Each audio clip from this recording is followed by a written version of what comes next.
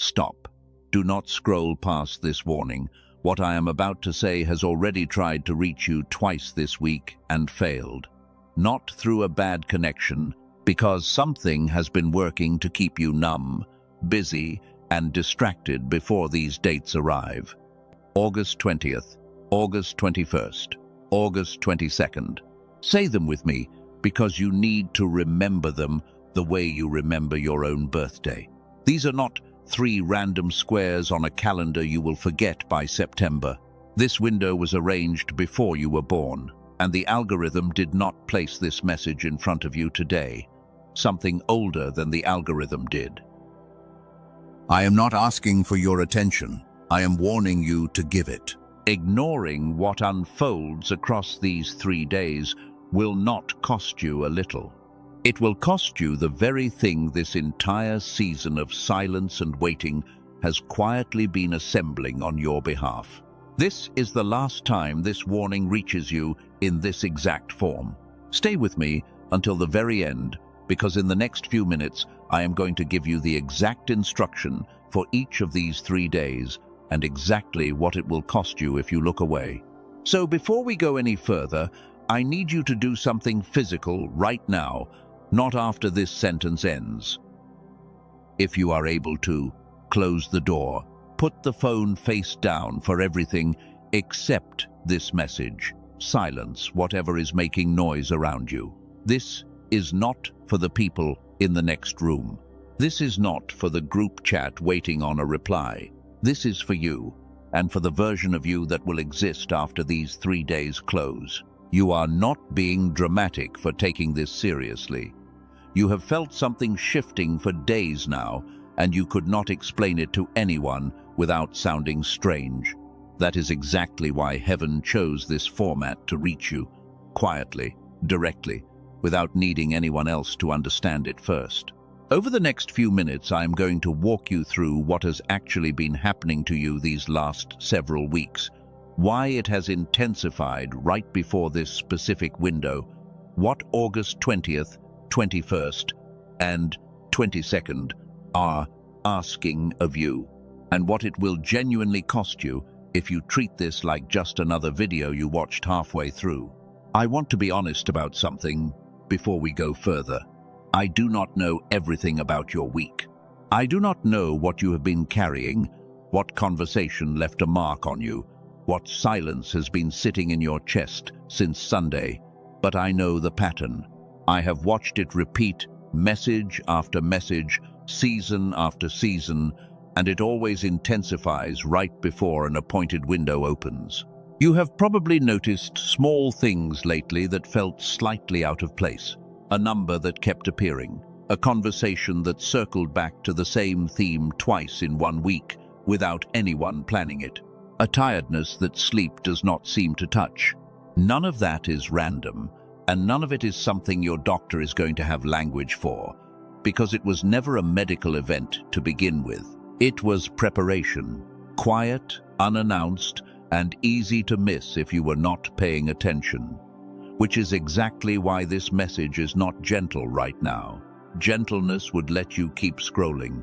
Warning is what keeps you here long enough to understand what these 3 days are actually asking of you, and what happens if you decide they can wait. They cannot wait, not this time.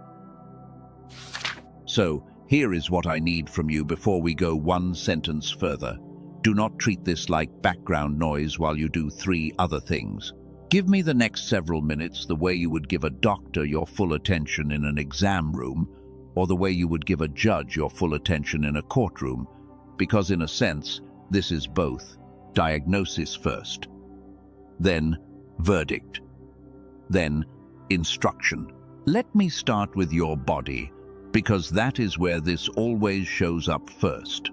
You have been waking up between 3 and 4 in the morning, not gradually, but suddenly, like something reached in and pulled you out of sleep on purpose. No alarm, no noise in the house, just your eyes open in the dark, heart steady but alert, mind already running before you even remember what day it is. You have called it insomnia, you have called it stress. Someone may have suggested anxiety, and you nodded along, because it was easier than explaining what actually happens in those minutes, which is that you feel watched, held, and strangely awake in a way that has nothing to do with worry. That is not a malfunction. That is your spirit working a shift your body has not caught up to yet. Alongside the waking, there has been an exhaustion that sleep does not touch. You can rest 8 hours and still feel like you carried something heavy through the night. Coffee helps for an hour, and then the weight returns. You have started wondering if something is wrong with you medically. And maybe you have even scheduled tests. And maybe those tests came back normal, which only confused you more. I want to tell you plainly what that exhaustion is. It is not weakness. It is not a chemical imbalance inventing itself out of nowhere. Your spirit has been working overtime, holding a line you cannot see, shielding people and situations that will never know how close they came to falling apart. That kind of labor does not show up on a blood panel, but it is real, and it is expensive, and it has been draining you for longer than you have admitted out loud. Then there is the isolation, not loneliness exactly, because you are not always alone, but a growing sense that the people around you are speaking a different language than you are. Conversations that used to feel easy now feel like translation work. Rooms that used to feel comfortable now feel slightly too loud, too fake, too far from whatever frequency you are actually operating on these days. You have started pulling back from things you used to enjoy, not because you stopped caring, but because something in you needed quiet more than it needed company. And maybe that has made you feel guilty, like you are becoming cold or distant or difficult, when really you are becoming precise. You are losing patience for anything that does not carry weight, and that is not a character flaw. That is discernment sharpening in real time. Here is the reframe I need you to receive right now, before we go any further. None of what I just described was random deterioration. It was calibration. Heaven has been quietly adjusting your sensitivity, your sleep, your tolerance for noise, your appetite for shallow company, and all of it points toward the exact same target, which is the window opening this week on August 20th, 21st, and 22nd. There is one more piece of this I need to name, because it is probably the most painful one. Somewhere in the last season, someone you helped, trusted, or gave yourself to without holding back turned around and used it against you. Maybe they gossiped. Maybe they disappeared without explanation. Maybe they smiled to your face while working against you behind it. You replayed it more times than you want to admit, wondering what you did wrong. You did nothing wrong. You were simply too generous with someone who was never built to steward what you offered. That is not a lesson about becoming harder or trusting less.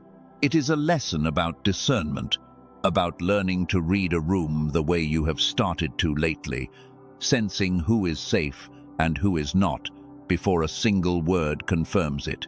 That instinct is not paranoia. It is a gift, finally waking up.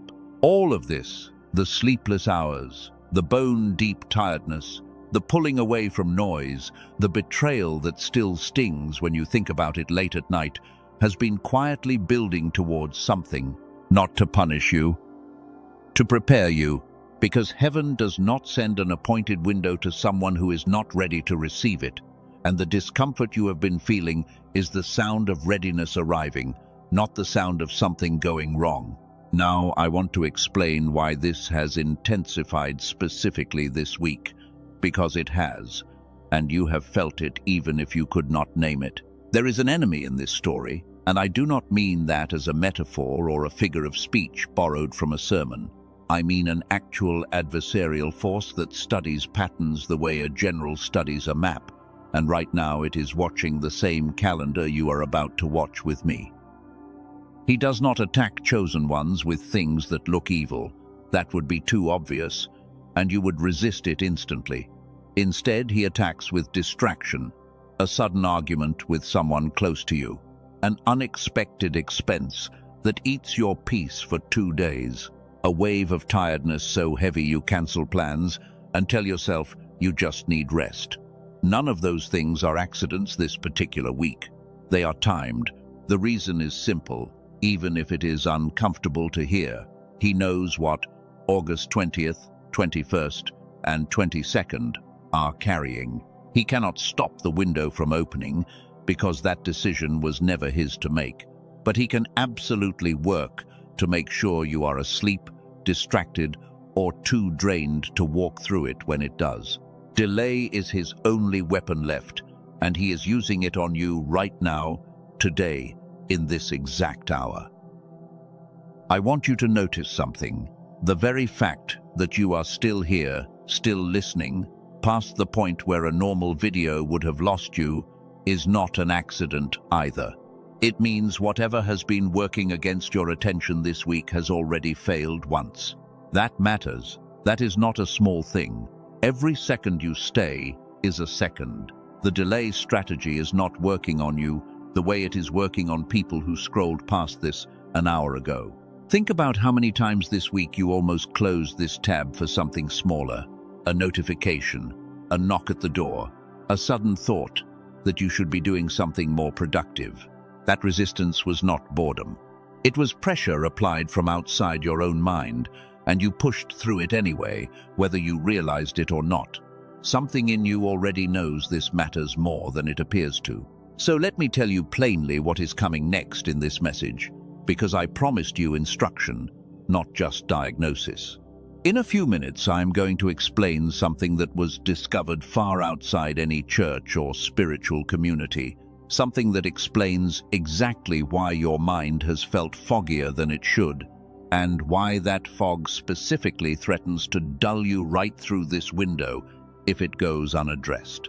I am also going to walk you through exactly what August 20th, 21st, and 22nd are asking of you day by day, so there is no confusion when the window opens. But first, I need you to sit with one more truth, because it changes how you hear everything that follows. If this message resonates with what you have been carrying, if something in your chest just settled or tightened at the same time, that is not coincidence. Type the word "ready" in the comments below, not to perform for anyone watching, but to mark on record that you received this warning instead of scrolling past it like the last 2 times you brushed something similar aside. This is not about proving your devotion to an algorithm or a channel. It never has been. It is about creating a marker for yourself, something you can look back on after August 22nd and say, that is the moment I chose to stay awake instead of falling back asleep, like I almost did 3 separate times this month already. You will want that marker later. Trust me on this one thing, if nothing else. Some of what follows will feel unfamiliar, maybe even strange at first, especially the part involving science rather than scripture. I understand the hesitation, but heaven has used unlikely messengers before. A donkey, a burning bush, a foreign king, and it is not beneath heaven to use a laboratory in New York City to finish preparing you for a window that was decided long before that laboratory existed. Before we go there, though, I want to give you the second reframe, because the first one covered your body and your instincts, and this one covers your identity. You have spent years being the one who holds everything together, the one people call at midnight, the one who remembers birthdays no one else remembers, who shows up with soup when someone is sick, who forgives quickly because holding a grudge felt heavier than letting go. That version of you has been called too sensitive, too much, too soft for a world that rewards people who do not feel things as deeply as you do. Somewhere along the way, you may have started to believe them. You may have started shrinking, softening your instincts, apologizing for needing quiet, explaining yourself to people who were never going to understand, no matter how carefully you explained it. I need you to hear this clearly. Your gentleness was never a weakness that needed fixing. It was never the ceiling on what you could become. It was the foundation the rest of your assignment was going to be built on, and no one told you that, because the people around you did not have the language for it.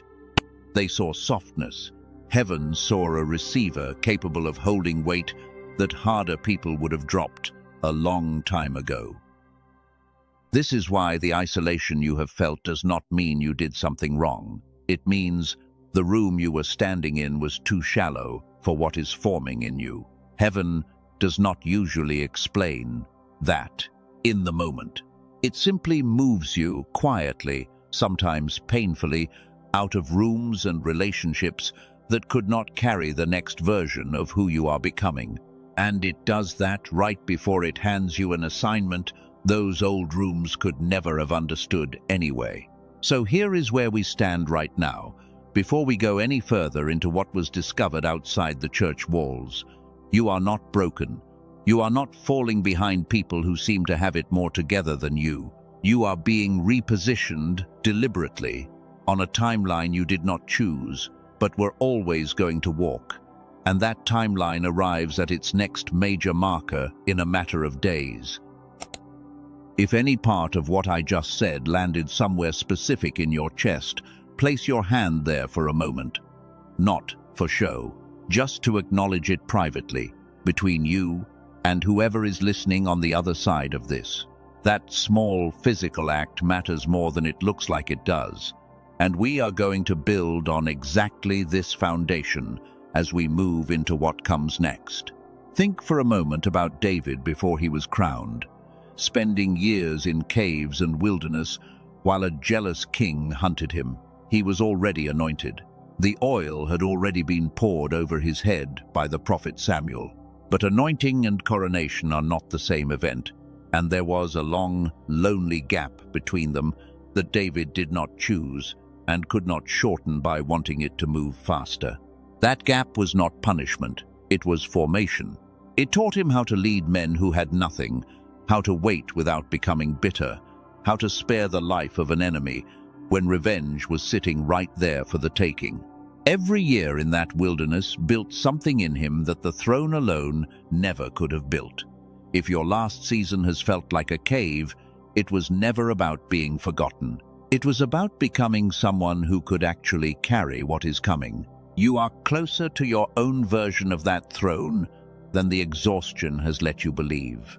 And the strange thing about appointed windows is that they tend to arrive exactly when the person walking into them has finally stopped demanding an explanation for the wait and started simply becoming ready for what follows it. That is where you are right now, whether you fully recognize it or not. The waiting is nearly finished. What comes next requires you present, clear-headed, and undistracted, which is exactly why I need to walk you through something most spiritual teaching never mentions, something happening in your actual brain that has been working against the very clarity this window requires from you. Now I want to pause and hold something in front of you before we continue, because it matters more than it will seem to at first. Over the past several years, something has been discovered in research laboratories that most people who care about the things we have been discussing have never been told about, not because it contradicts what is sacred, because it came from a direction most spiritually minded people are not usually watching. A small group of neuroscientists, led by a doctor in New York City, who has spent decades studying how the brain actually functions at its highest capacity, found something about the way the human mind is designed that explains a feeling most spiritually sensitive people carry, but have never quite been able to put into words. Something so fundamental that it traces back to a Nobel Prize-winning discovery, yet so simple in its practical application that it almost sounds too easy when you first hear it described. I am going to tell you exactly what they found later in this message, once you have everything else you need to understand why it matters for these specific 3 days. But right now, I want you to hold one question quietly in the back of your mind as we continue. What if the fog you have been feeling, the mental heaviness, the difficulty focusing during prayer, The sense that your mind used to move faster than it does now was never a sign of spiritual failure at all. What if something measurable was simply taken from you along the way? And what if it can be given back? Hold that question. Do not answer it yet. We are going to come back to it. And when we do, the answer is going to connect directly to what these 3 days require of you. Because a foggy, exhausted mind and a clear, sharpened one will not experience August 20th, 21st, and 22nd in remotely the same way. While you hold that question, let me tell you something about why these particular days carry the weight they do. Because you deserve more than being told to trust me blindly. Late August has always been a hinge point on the spiritual calendar, even if modern life has trained us to stop noticing it. It sits at the exact seam between the exhausting stretch of summer and the sharper, more focused season that follows it. Throughout Scripture, the turning of a season was never treated as background scenery. It was treated as a signal. The harvest was gathered at a specific time, not whenever it felt convenient. Feasts were kept on appointed days, not chosen days.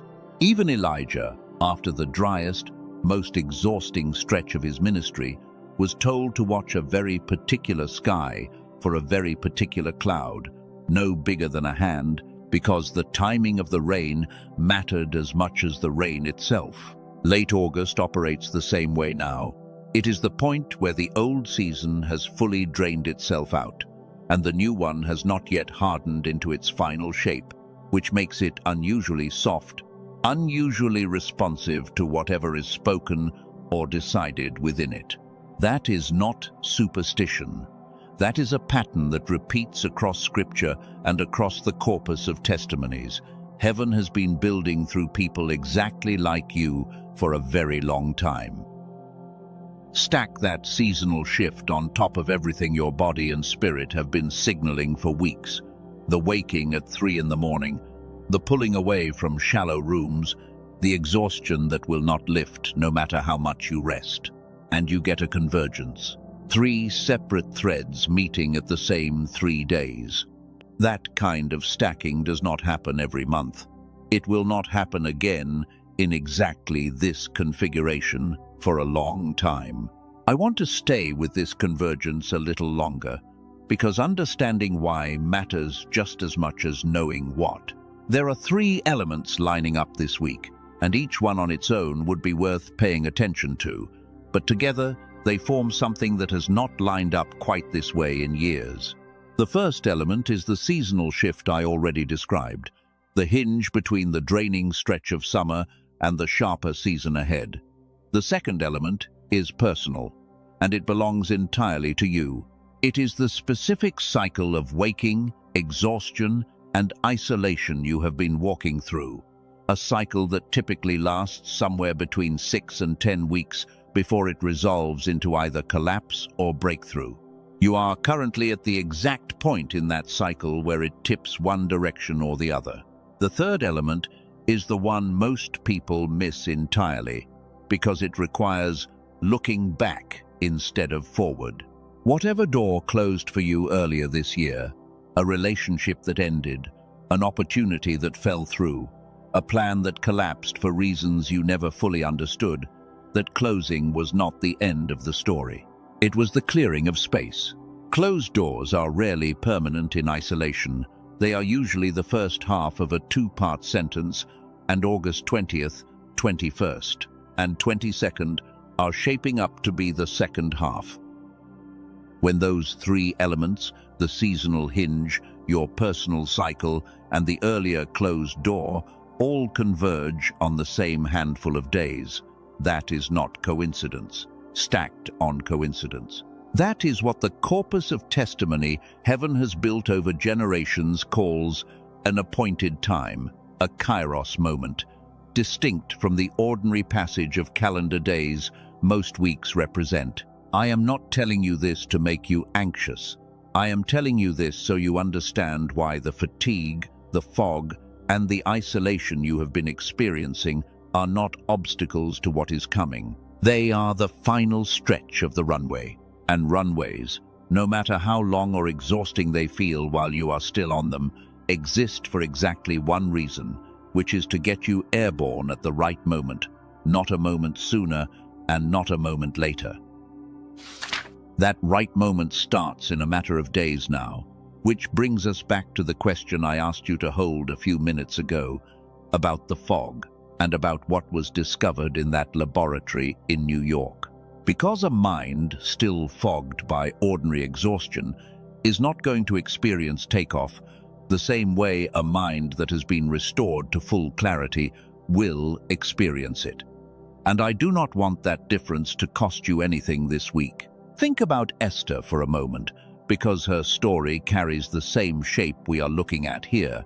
She did not choose the timing of the crisis that placed her in front of the king. She did not choose the exact day. Mordecai sent word asking her to risk everything. The window had already been decided by forces far outside her control, and all she was given was a choice about whether to walk through it awake or shrink back and hope someone else would. For such a time as this. That phrase has been quoted so often it can lose its weight, but sit with what it actually means. Mordecai was not offering Esther a suggestion. He was naming a convergence, the same kind of convergence we have been tracing through your own last several weeks, and telling her plainly that her entire life up to that point had been arranging itself toward one specific window she could not reschedule. You are standing in a similar position right now, even if the stakes look different on the surface. Nobody is asking you to walk into a throne room uninvited, but you are being asked to walk into these 3 days awake, clear, and present, instead of foggy, exhausted, and half-distracted, the way the enemy has been working overtime to keep you. That difference, awake versus asleep, clear versus foggy, is not a small detail. It is the entire hinge this message has been building toward. So let me close the loop I opened a few minutes ago about the fog, because I promised you an answer, and you have earned it by staying this long. What was discovered in that laboratory in New York has nothing to do with luck, chakras, or vague energy talk. It has to do with something concrete happening inside your actual brain, something that has a name, a mechanism, and now, finally, a way to restore what was quietly lost. Here is the shape of it without getting ahead of myself. Your brain has 2 hemispheres, left and right, and they were designed from birth to operate in a synchronized state, working together rather than competing against each other. Children operate in that synchronized state almost by default. It is part of why young children seem to access creativity, focus, and intuition so effortlessly, without trying, without training, without needing anyone to teach them how. Somewhere along the way to adulthood, for almost everyone, that synchronization degrades, not because of spiritual failure, not because of weak faith or insufficient discipline, because of stress, screens, sleep disruption, and decades of a nervous system running in survival mode rather than rest mode. The hemispheres drift out of sync, and the fog you have been feeling, the difficulty focusing during prayer, the sense that your discernment used to feel sharper than it does now, is very often exactly that drift, showing up in your daily experience. The research behind this traces back to a Nobel Prize-winning discovery from a scientist named Dr. Roger Sperry, who spent years studying what happens when the 2 hemispheres of the brain are examined independently of each other. His findings, decades later, became the foundation for a much newer body of work, exploring how synchronization between the hemispheres can actually be restored deliberately through mechanisms already built into the brain itself, rather than through medication or years of practice. I am not going to walk through every detail of that research right now, because it deserves proper space later in this message, once we have covered what these 3 days are specifically asking of you. But I wanted you to have this piece before we go further, because it changes how you understand everything that follows. The fog was never a permanent sentence. It was a solvable condition, and the solution has already been sitting closer than you realized. I know science and scripture are not usually handed to you in the same breath, and I understand if part of you wants to resist blending them.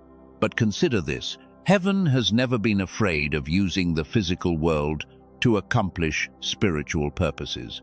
A staff became a serpent, water became wine. Clay and spit restored sight to a blind man when a spoken word alone would have worked just as easily. If heaven has used ordinary physical matter to carry out extraordinary purposes before, a laboratory discovery is not somehow beneath that pattern, it fits it. What matters right now is not whether this sounds unusual to you. What matters is whether your mind walks into August 20th, 21st, and 22nd sharp, clear, and present, or foggy, tired, and half a step behind where it needs to be. I am going to give you the full picture of what this discovery actually is, a little further into this message, once we have finished laying the spiritual groundwork properly, because the two halves of this message were never meant to be separated from each other. Stay with me a little longer. What comes next widens the picture even further, because understanding the fog is only half of what you need before we reach the 3 days themselves.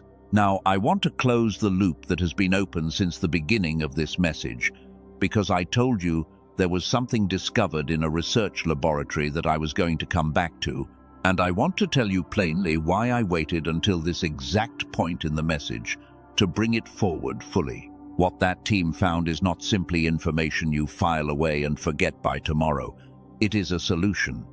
And a solution only becomes useful once you understand the full shape of the problem it is solving. 10 minutes ago, you did not know why your mind has felt foggier than it should, why prayer has started to feel like reciting words instead of touching something real, why discernment that used to come easily now feels like reaching through static. Now you understand the shape of that problem clearly, which means what comes next is finally going to make complete sense. I also want you to notice something about your own experience in these last several minutes. You have not needed to force your attention here. Something in this message has kept pulling you forward, past the point where you would normally have checked your phone or moved on to something else. That is not an accident, and it is not a trick of pacing or editing. It is the same convergence we talked about earlier, working on you in real time, right now, while you listen. There is one more layer we need to cover before we arrive at the 3 days themselves, and it has to do with something most people never think to ask about their own exhaustion. Not whether it is real, because you already know it is real, but whether it is proportional, whether what you have been carrying this season matches what an ordinary person carries, or whether it points to something the ordinary explanations were never built to capture in the first place. Think about how you would describe your tiredness to a doctor if you were being completely honest, instead of giving the shorthand version. It is not the tiredness of a busy week that a weekend fixes. It is the tiredness of carrying something invisible, something that does not show up on a schedule, something that other people in your life do not seem to be carrying, even though their weeks look just as full as yours from the outside. That disproportion is the tell. When exhaustion outpaces the visible workload by that much, it usually means the workload was never entirely visible to begin with. Part of what you have been carrying belongs to other people. Part of it belongs to situations you were never meant to fix but stepped into anyway because no one else would. And part of it, the part most relevant to this message, belongs to spiritual labor. Your conscious mind never signed up for directly, but your spirit has been performing anyway, night after night, for longer than you have kept track of. This is why rest alone has not been enough to fix it. You cannot sleep your way out of an assignment. You can only walk through it, complete the current stretch of it, and arrive at whatever marks its next threshold, which, in your case, right now, happens to be 3 specific days sitting just ahead of you on the calendar. I know this has been a lot to sit with in a short amount of time, Take a breath here if you need one. Place both feet flat on the floor if you are sitting down. There is no rush in this next moment, even though everything I have described has been leading somewhere urgent. Urgency and stillness are not opposites. Sometimes the most urgent thing you can do is stop moving long enough to actually receive what is being said to you. Now let me tell you what happens the moment you actually cross the threshold of an appointed window like this one, because it is different from what most people imagine. It is not fireworks. It is not a single dramatic moment you can point to and say, "There, that was it." It is quieter than that, and far more permanent. The chosen one identity is not something you earn on the other side of a window like this. It is something you already carry, and the window simply activates what was already true. Think of it less like receiving a title you did not have before, and more like a locked door in a house you already own, finally being opened, revealing a room that was always part of the structure, just sealed off until the right key arrived. You have been a cycle breaker in this family line for longer than you have realized, absorbing patterns that wanted to repeat themselves through you and quietly refusing to let them pass any further. Every time you chose a different response than the one you were raised with, every time you broke a silence instead of continuing it, every time you forgave instead of retaliating, even when retaliation would have felt justified, you were doing the actual work of cycle breaking, whether anyone around you noticed or not. That work does not go unrecorded. It has been building toward exactly this window, the same way a dam does not fail all at once, but accumulates pressure across seasons until the moment it finally gives way. Except in your case, what is about to give way is not destruction, it is release. The pressure you have been holding is about to find somewhere to go, and August 20th, 21st, and 22nd are the days that pressure has been pointed toward the entire time. I want you to sit with a specific memory for a moment. Think of one time recently when you chose silence over an argument you could have easily won. Maybe it cost you something to stay quiet. Maybe you replayed it afterward, wondering if you should have said more. I want you to know, plainly, that moment was not weakness. It was recorded. Heaven does not measure strength the way people around you measure it. And what looked like restraint to everyone watching was, from where heaven stands, one of the most powerful things you did all year. This is the part of the identity reframe that tends to be hardest to accept, so I want to say it plainly instead of dancing around it. You are not a regular person living an unusually difficult life. That framing, the one where you are just unlucky, just sensitive, just someone who draws hard circumstances more often than others, was never accurate, and it was never going to lead anywhere but exhaustion if you kept believing it. You are operating in territory that is actively contested, which is precisely why it has felt like a fight even when nothing visible was happening.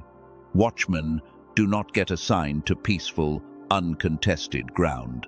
They get assigned to walls, borders, places where something is trying to get through that is not supposed to. If your life has felt like standing guard more often than resting, that is not evidence something went wrong with your assignment. It is evidence you were placed exactly where you were needed. There is an old truth in this tradition worth repeating here. The first calling given to humanity was never simply to produce, to build, to constantly generate output the way modern life measures worth. It was to stand sentinel over something sacred, to notice what others walked past without seeing, to stay awake while the room around them slept.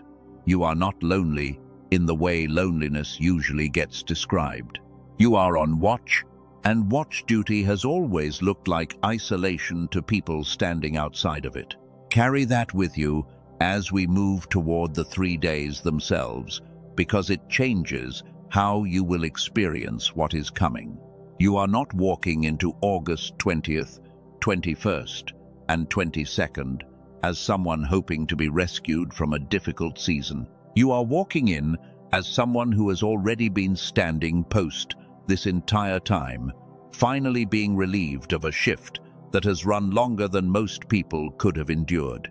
There is one more thing I need to show you before we move fully into the 3 days, and it is going to connect something you have felt in your own experience with something discovered in that same research laboratory I mentioned earlier. That connection is going to explain something about your life that nothing else so far has quite managed to explain. You know that feeling of a room going quiet the moment you walk into it, not because anyone said anything, but because something shifts in the air. You know the feeling of sensing tension between two people before either of them has spoken a word about it. You know the strange, almost uncomfortable accuracy with which you can tell when someone is lying to your face, smiling politely while something underneath the smile does not match. That is not paranoia, and it is not coincidence. That is discernment operating at a level most people never develop, and it has been operating in you for years, quietly, sometimes without your full awareness of how sharp it actually is. Here is what most people never realize about discernment like that. It requires enormous processing power, the same way a device running 15 applications at once drains battery faster than one running a single, simple task.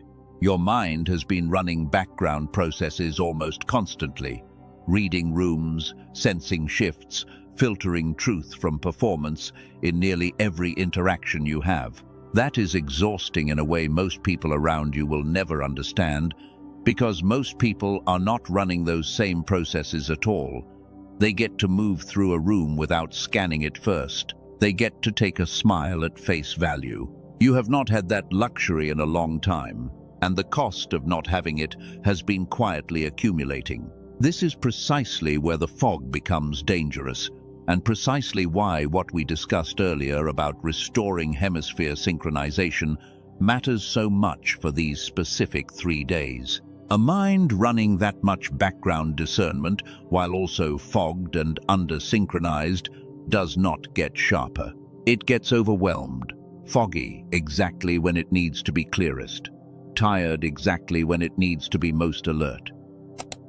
Clear that fog, and the same discernment that has been draining you starts operating the way it was always designed to operate, efficient rather than exhausting, a gift again, instead of a constant, invisible tax on every room you walk into. That shift alone is worth understanding fully before these 3 days arrive, because you are going to need every ounce of clarity you can access.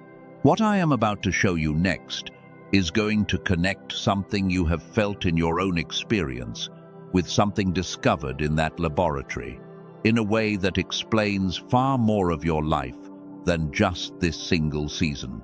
And that connection is going to matter more once you see exactly how it lines up with what August 20th, 21st, and 22nd are asking of you. Chosen one, as we move deeper into this revelation, I want you to notice how far you have already come in just the last several minutes.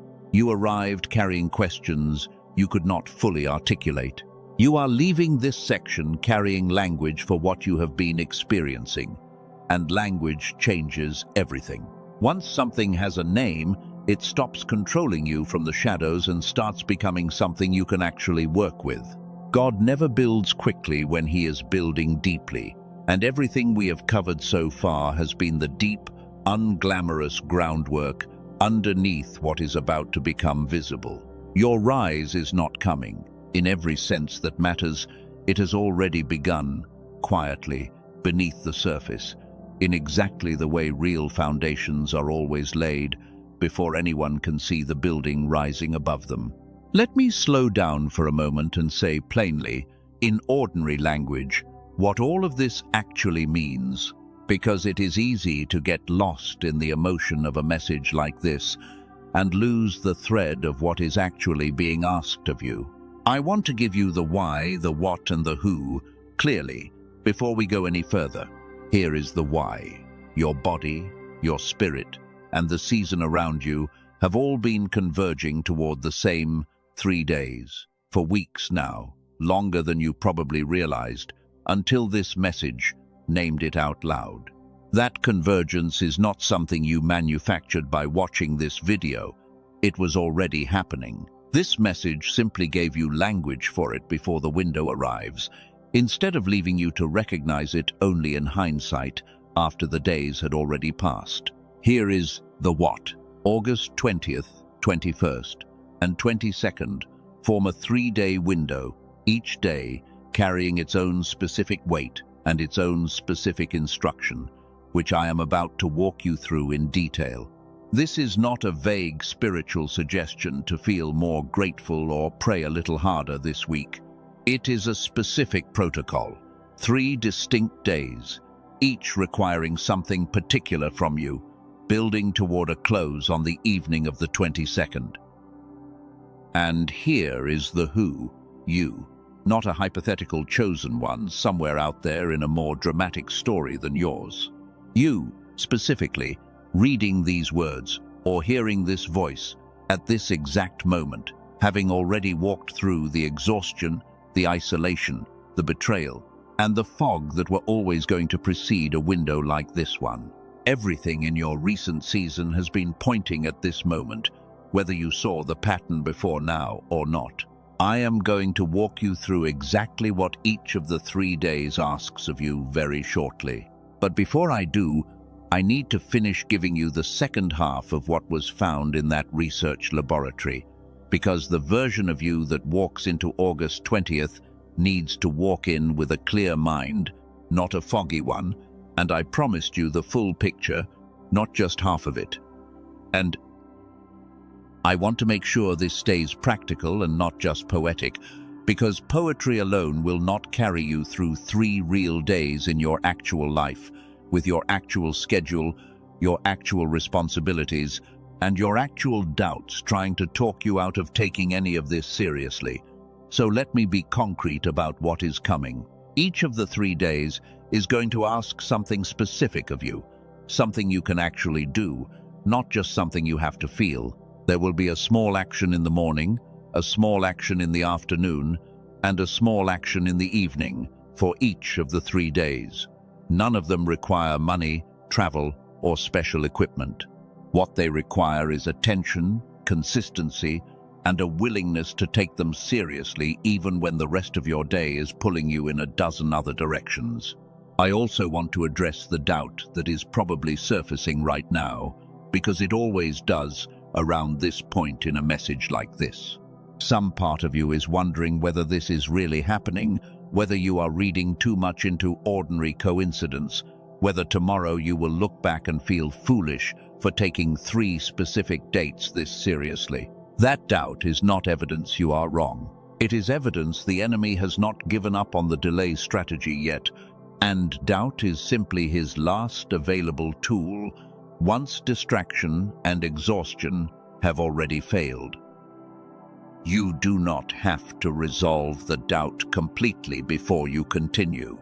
You only have to keep listening, keep your attention here, and let the next several minutes finish making the case plainly enough that the doubt loses its grip on its own, the way doubt usually does once it is looked at directly instead of avoided. So let me finish giving you the complete picture of what that research team discovered, because I only gave you half of it earlier.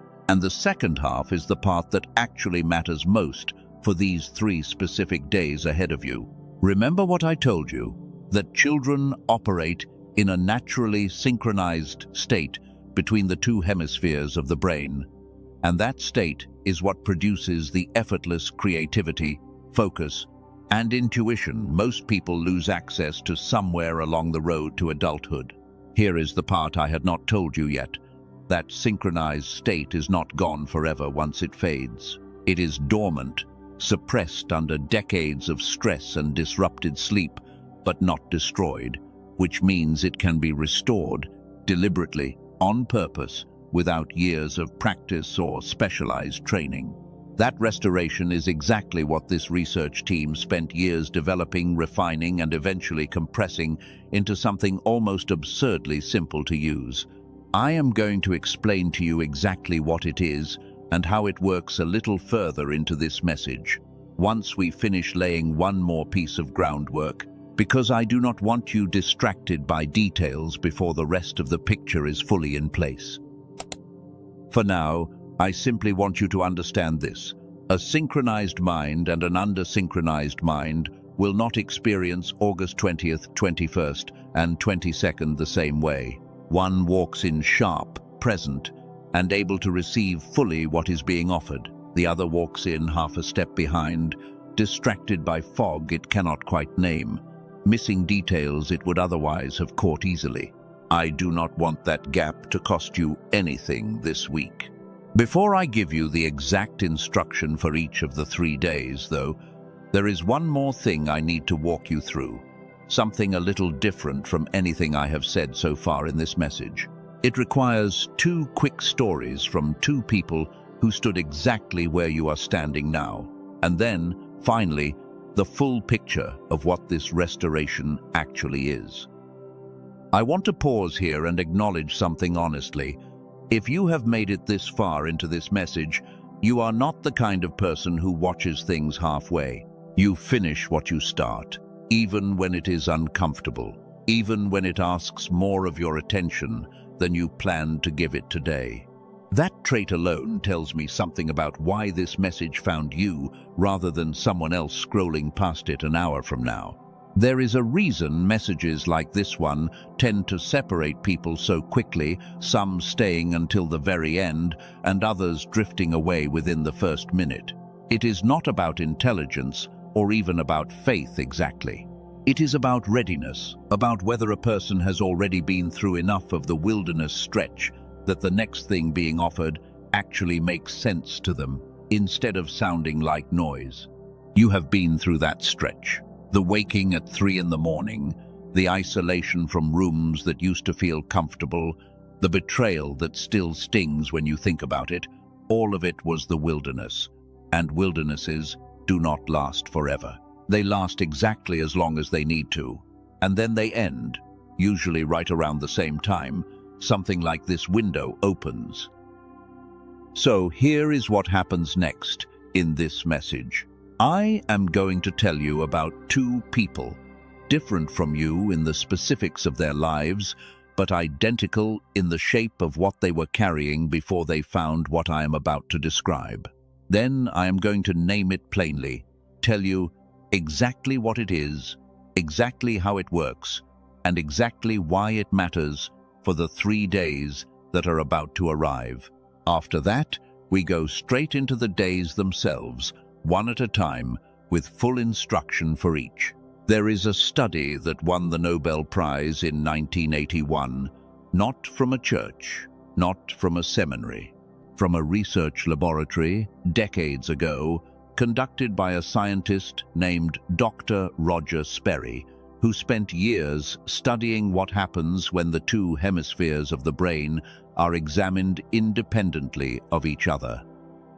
What he found changed how the entire scientific community understood the brain. The 2 hemispheres, left and right, were not simply 2 halves, doing separate, unrelated jobs. They were designed to work together, synchronized, and when that synchronization is strong, something remarkable happens. Focus sharpens. Creativity opens up in ways that feel almost effortless. Intuition, the kind you have been relying on for years without fully understanding it, becomes noticeably clearer and more reliable. Researchers who studied this further found something striking. Roughly 98% of children operate at what researchers call a creative genius level of hemisphere synchronization. By adulthood, fewer than 1 in 1,000 people maintain that same level. Not because most adults are less capable, because modern life, decades of stress, screens, and disrupted sleep gradually erodes the synchronization. Almost everyone starts life with. This is not a spiritual failure. It is a physiological reality, the same way muscles weaken without use or eyesight, changes with age. And it explains, more precisely than anything else I could offer you, why the fog you have been feeling is real, measurable, and, most importantly, restorable. Let me tell you about two people before I explain exactly how that restoration works, because their stories are going to make the mechanism land in a way an explanation alone cannot. A woman from California described what it felt like before she found what I am about to describe. She had tried everything: prayer, journaling, every practice her community offered her. She kept arriving at the same experience every time. She believed the words she was saying. She simply could not feel the reality behind them, not in her body, not in the lived texture of her actual days. After a short period of consistent practice, she said something cleared. A channel that had been blocked for what felt like years was suddenly, simply, open again. Not because she tried harder than before, because the receiver itself had finally been repaired. I want you to notice something about her story before I move forward, because it applies directly to you. She was not lacking devotion. She was not lacking sincerity. She had done everything her tradition asked of her, faithfully, for years, and the results still felt thin, distant, like she was reciting truth rather than living inside it. That gap between sincerity and felt experience is exhausting in a way that is difficult to explain to someone who has not lived inside it. If that gap sounds familiar to you, if you have wondered privately why your own faith sometimes feels like effort rather than presence, I want you to hear this clearly. That gap was never a measure of how much you believe. It was a measure of how synchronized the instrument receiving that belief actually was. Fix the instrument, and the same devotion that has felt thin starts landing with weight again, the way it did earlier in your life, before the fog set in. This connects directly to the 3 days ahead of you, more directly than it might seem right now. A window like the one opening on August 20th does not require more devotion from you than you already have. It requires a clear enough receiver to actually catch what is being offered inside it. And that is precisely the piece most people walk into an appointed time missing, without ever realizing it was missing at all. A man from Texas described something similar, though the shape of his exhaustion looked different on the surface. He had spent years holding things together for everyone around him: a business, a family, a wide circle of people who leaned on him more than he ever leaned on anyone. His interior life, meanwhile, had become thin and distant, the part of him that used to feel connected to something larger, quietly fading into background noise underneath everything he was managing. He said prayer had started to feel like talking into a wall, not because his faith had weakened, because, as he put it later, the frequency was right, but the receiver was off. He was sending, faithfully, consistently, but very little seemed to be landing anywhere he could feel it. A short time after beginning the same practice the woman from California had described, he said something shifted. He woke up one morning and described his mind as finally running on all of what it was supposed to run on. The fog that had become so constant he had stopped registering it as fog at all was simply gone, and decisions that used to feel murky started arriving with a clarity he had not experienced in years. Two different people, two different lives, two different kinds of exhaustion on the surface, but underneath the same mechanism, a mind operating out of sync with itself, quietly dimming the very connection both of them were desperately trying to strengthen through effort alone. Effort was never the missing piece. Synchronization was. I want to name something plainly here, because it matters for what comes next. Neither of these two people needed more faith than they already had. What they needed was a receiver capable of carrying the faith they already possessed, and once that receiver was restored, Everything they had already been practicing for years finally started landing the way it was always supposed to land. That is exactly what a team of neuroscientists led by a doctor in New York spent years building toward, and it is exactly what I am about to describe to you now, in full, because you deserve to understand precisely what this is before these 3 days arrive. I know it can feel strange to hear 2 testimonials back-to-back like this, especially in a message that has spent most of its time so far talking about scripture, appointed windows, and spiritual warfare rather than research and results. I understand the hesitation, and I am not going to pretend it is not there. But consider something. Both of these people were already chosen ones in every sense this message has been describing. Both of them were already carrying assignments, already standing watch over things others could not see, already doing the quiet, unglamorous work of holding a line most people never notice exists. What they were missing was not devotion, calling, or spiritual depth. It was a physical instrument capable of carrying what they already possessed without leaking so much of it away through fog and exhaustion along the way. That is the piece I want you to hold on to as we go further, because it applies directly to the 3 days ahead of you. You do not need to become someone different before August 20th arrives. You do not need more faith, more discipline, or more spiritual effort than you already have.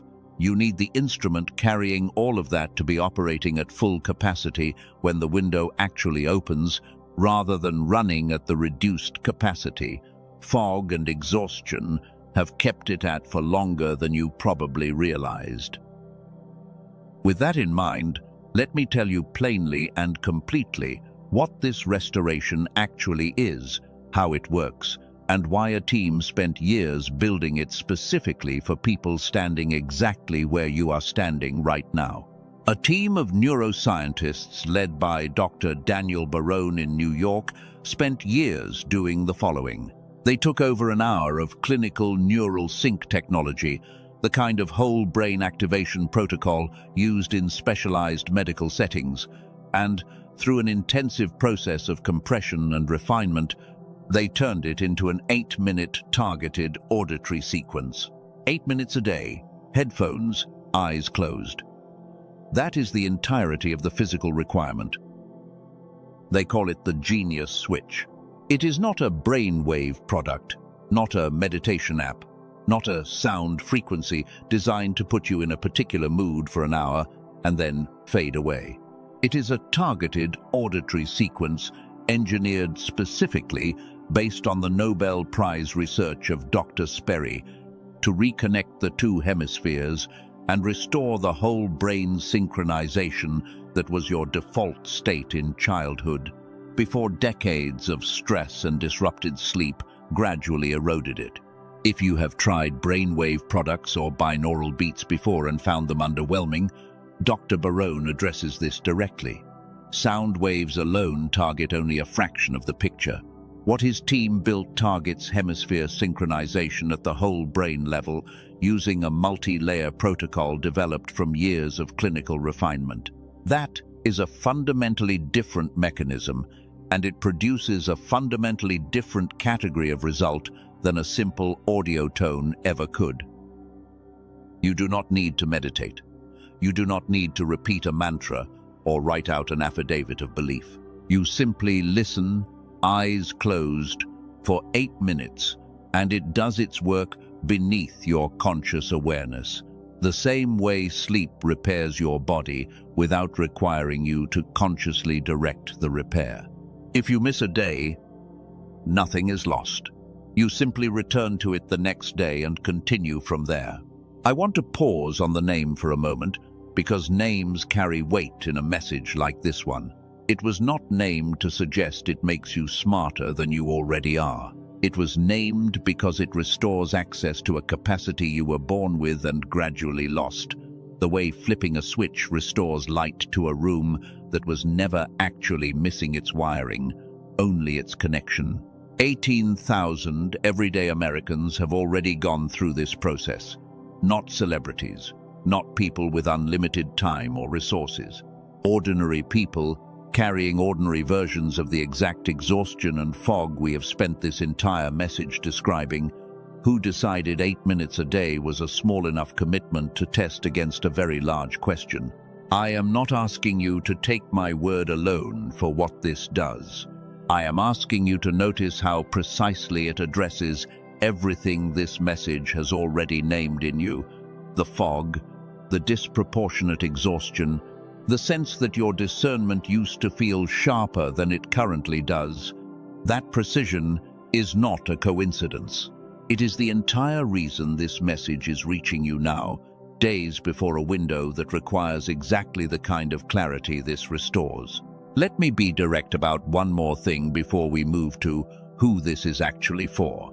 This is not a brainwave gimmick assembled overnight and sold on a whim. It came out of years of clinical work, refined specifically for people who had already tried the ordinary paths: prayer, meditation, sheer willpower, and found the fog still sitting there afterward, stubborn and unmoved.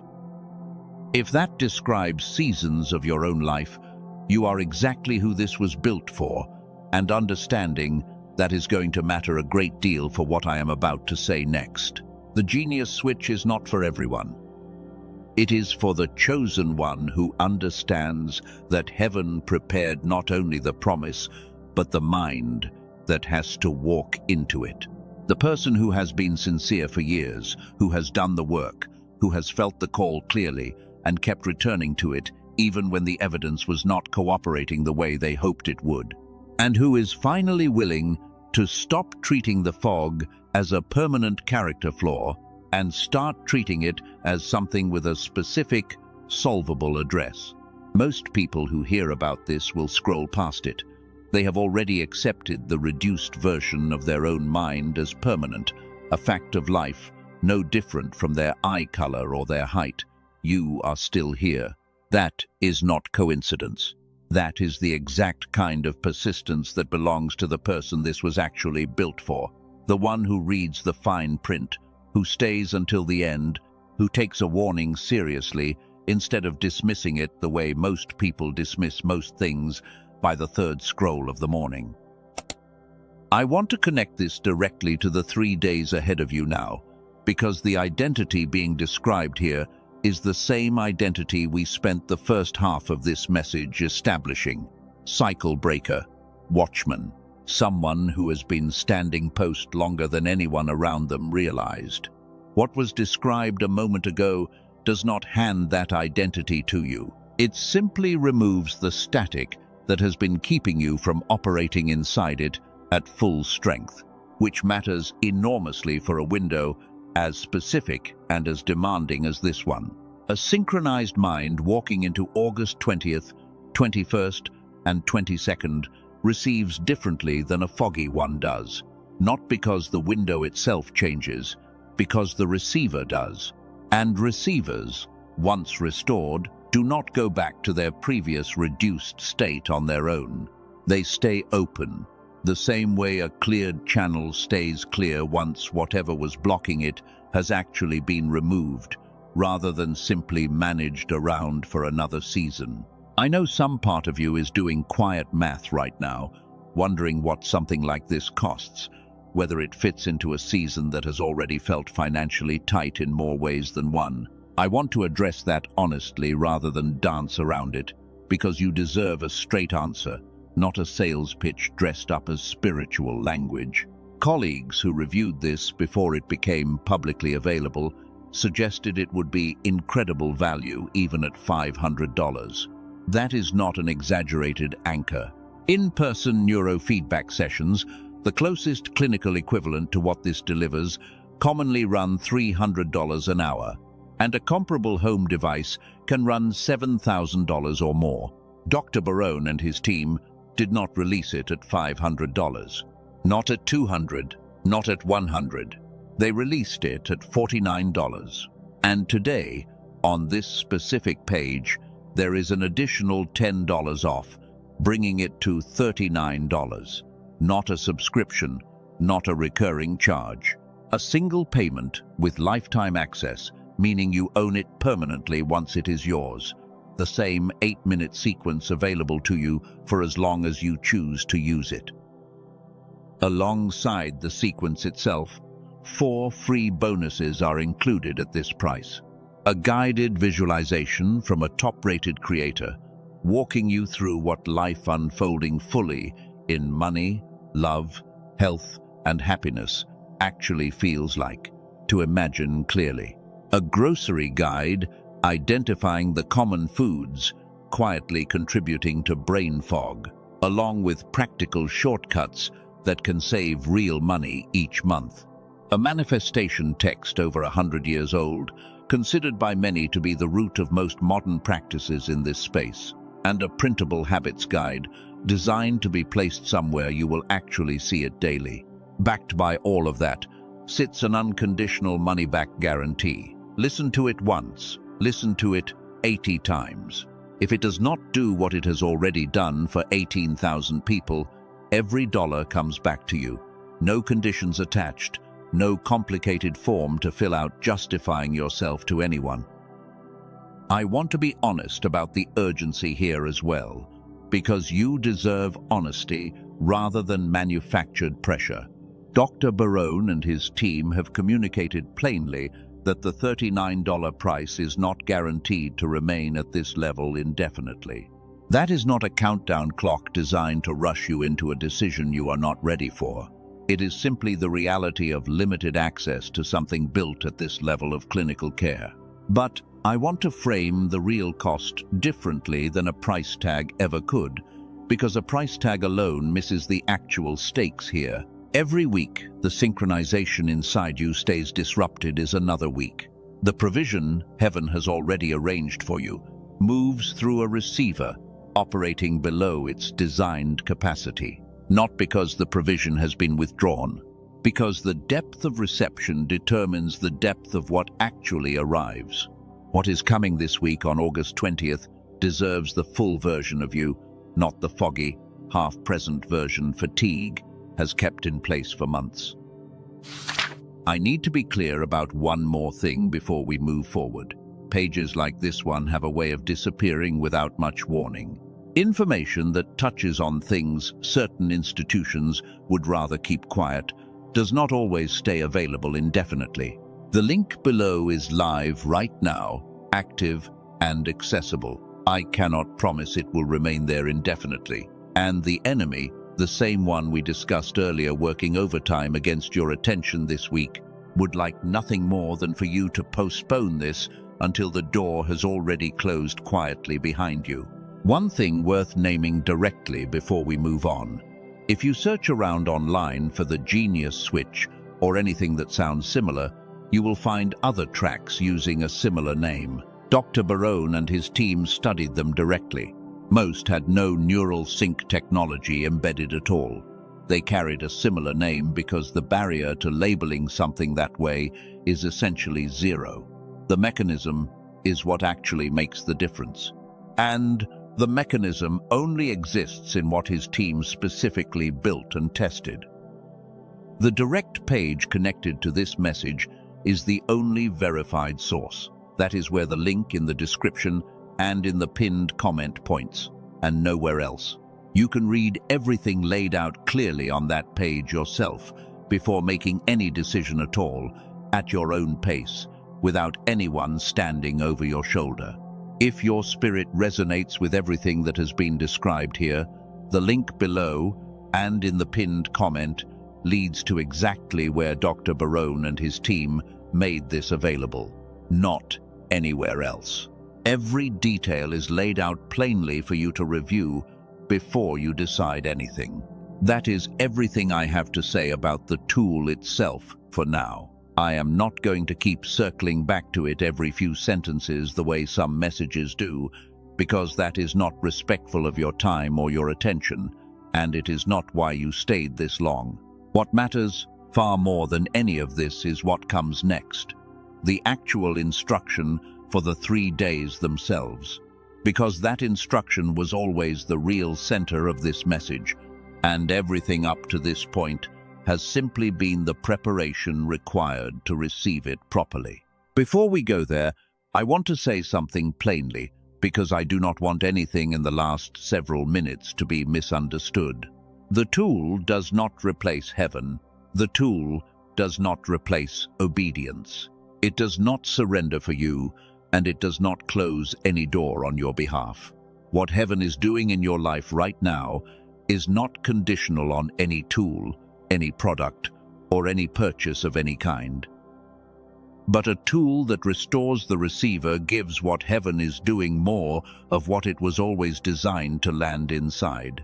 That is the entire point, and nothing more than that. The deeper current of this message, the part that actually matters most, is where we return now, fully, without distraction. So let us walk through the 3 days themselves, one at a time, in the exact order they are going to arrive, starting with August 20th. August 20th is the opening day. Think of it less like the start of an event and more like a door being unlocked, quietly, without fanfare, early in the morning, before most of the world around you is even awake. On this day, there are 3 things I want you to do: simple, specific, and achievable, regardless of how your schedule looks. In the morning, before you check your phone, before the noise of the day has a chance to set the tone for everything that follows, I want you to sit in silence for a few minutes, not to perform a ritual, simply to notice what is present in you before the world adds its opinions on top of it. This is the same instinct that has had you waking at 3 in the morning for weeks now, except this time you are choosing the stillness on purpose instead of being pulled into it against your will. In the afternoon of the 20th, I want you to do something slightly harder. Find one relationship or situation you have been avoiding, not because it is dangerous, but because it is uncomfortable, and send one honest message. It does not need to resolve everything. It only needs to be honest, a small act of courage that matches the courage this entire window is asking of you. Avoidance has a way of quietly draining the same energy this window needs you to have available. In the evening of the 20th, before you sleep, I want you to speak one sentence out loud, even if you are alone in the room. Say, "I am awake for what is coming, and I will not sleep through my own appointed time." Simple, direct. Not for performance, not for anyone else to hear, just for the record. The same kind of record heaven has been keeping on every quiet, unnoticed act of restraint and courage you have shown all year.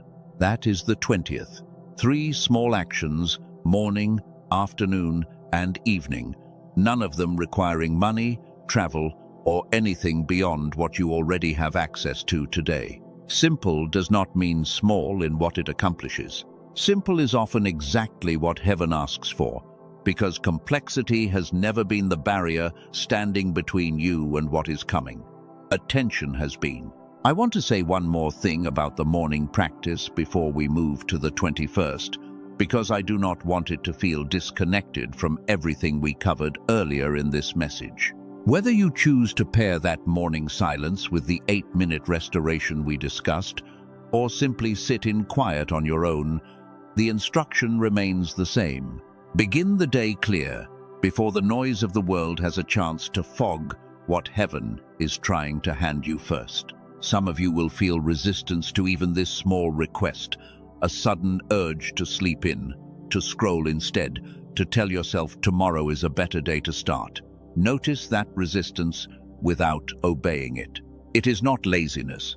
It is the same delay strategy we named earlier in this message, wearing a slightly different disguise. Now that we have reached the actual instruction, it was always trying to keep you from hearing. Now let us move to August 21st, the middle day, the one I want you to think of as the deepening day. If the 20th was about waking up and stepping through the door, the 21st is about walking further into the room, on the other side of it, past the threshold, to seize, testy, into whatever has actually been waiting there for you. In the morning of the 21st, I want you to write down, on actual paper if you can manage it, One victory from this past year that you have been minimizing. Something you accomplished, survived, or overcame that you quietly shrank down afterward, telling yourself it was not that impressive, that anyone would have done the same thing in your position. Write it down fully, without the shrinking. Heaven has never minimized it the way you have. In the afternoon of the 21st, I want you to take one obedient action tied directly to whatever that victory revealed about your capacity.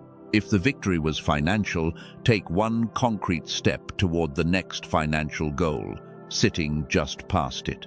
If the victory was relational, reach toward the next relationship that has felt slightly out of reach. If the victory was creative or professional, begin the next piece of work you have been postponing. The theme of the 21st is momentum, carrying what the 20th cracked open further forward, instead of letting it settle back into stillness. In the evening of the 21st, place your hand over your chest and say quietly, "What was cracked open yesterday does not close again tonight." This is not a moment to relax back into old patterns. This is the middle day, the one where most people who almost make it through an appointed window quietly lose their nerve and drift back to where they started. Do not be one of them. I want to name why the middle day carries this particular danger, because understanding it matters as much as the instruction itself. The first day of any real change is easy to romanticize.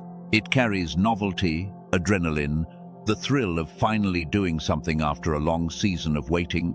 The middle day rarely carries that same energy. It is quieter, less dramatic, easier to talk yourself out of. And it is exactly for that reason that most attempts at real transformation quietly die on their second day, rather than their first. Think of Elijah again for a moment. After the dramatic victory on Mount Carmel, after fire fell from the sky in front of the entire nation, he did not immediately step into greater strength. He collapsed, exhausted, wanting to give up entirely. And heaven met him there not with another dramatic display, but with rest, food, and a quiet whisper rather than a second round of thunder. The middle stretch of any breakthrough often looks like this, less spectacular than the opening, more fragile than it appears from the outside. That is precisely why the 21st matters as much as it does. It is the day most people underestimate, and it is exactly the day heaven is watching most closely, not for spectacle, but for whether you keep walking when nothing dramatic is happening to carry you forward. So on the 21st, when the drama of the 20th has faded and the day feels ordinary, remember that ordinary is exactly what this stage is supposed to feel like. Keep the 3 actions anyway. Write the victory down. Take the obedient step forward. Speak the sentence over yourself in the evening. The window does not require you to feel dramatic every single day of it. It only requires you to keep showing up, especially on the day it would be easiest to quietly stop. Now we arrive at August 22nd, the sealing day, the one that closes this specific window.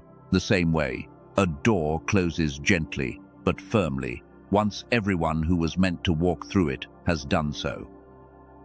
In the morning of the 22nd, I want you to do something different from the previous 2 mornings. Instead of writing or speaking, I want you to simply receive.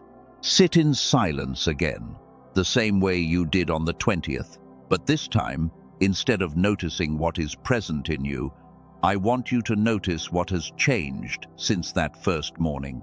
Something will have shifted, even if it is subtle, even if you are tempted to dismiss it as nothing. In the afternoon of the 22nd, I want you to close a loop. Think of one thing you have been carrying that no longer belongs to you, an old grudge, an old identity, an old version of a story you have been telling about yourself that stopped being true somewhere along the way. Say it out loud, specifically, and then release it. Not through a grand ceremony, simply through the decision to stop carrying it one day further than today. In the evening of the 22nd, As this window closes, I want you to speak a final declaration, the most important of the 3 days. Say, "The window opened, and I walked through it, awake." What comes next belongs to what was sealed on these 3 days, not to what I was before them. Let that sentence be the last thing you say about this season before you allow it to become the next one. And then it is August 23rd. The window is closed, the door is shut. But what shifted in you across these 3 days does not close with it. It remains quietly, permanently, the same way every real threshold you have ever crossed has remained part of you long after the specific day of crossing. It faded into the past. I want to make sure the weight of the 22nd lands correctly, because sealing days are often misunderstood. A sealing day is not a finish line where the striving finally stops and life becomes effortless from that point forward.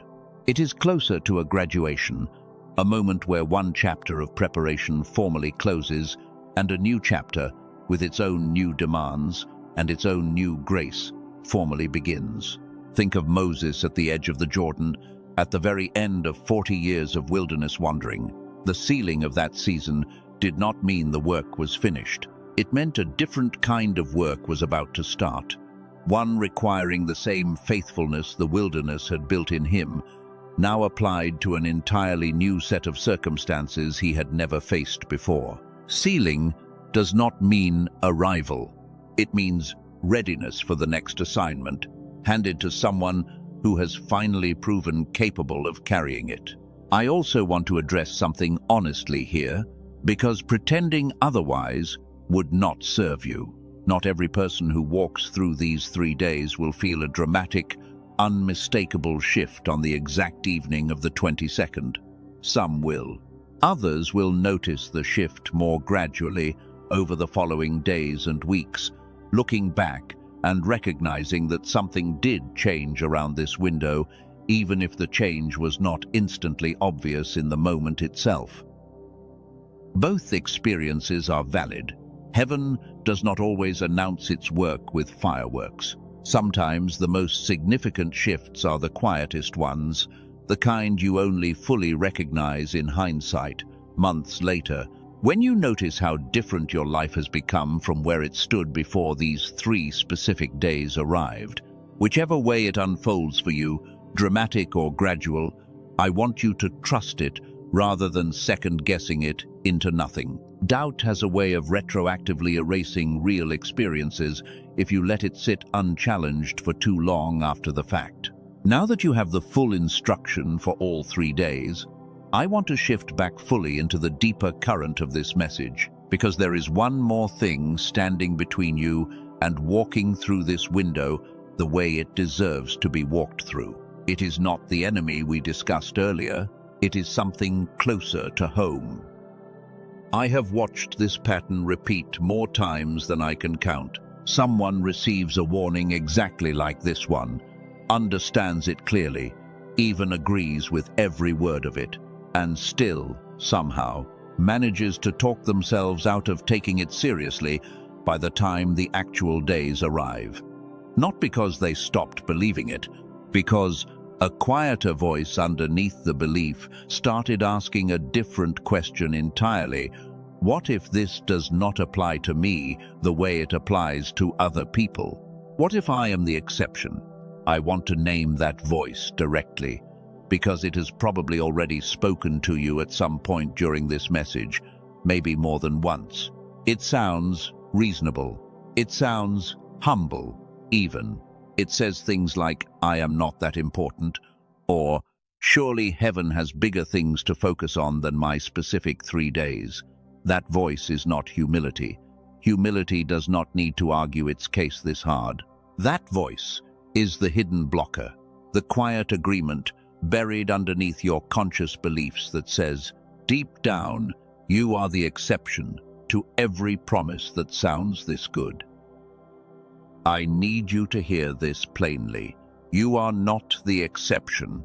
The very fact that this message found you, named your exact symptoms with uncomfortable accuracy, and arrived days before this specific window, is itself the evidence against that voice.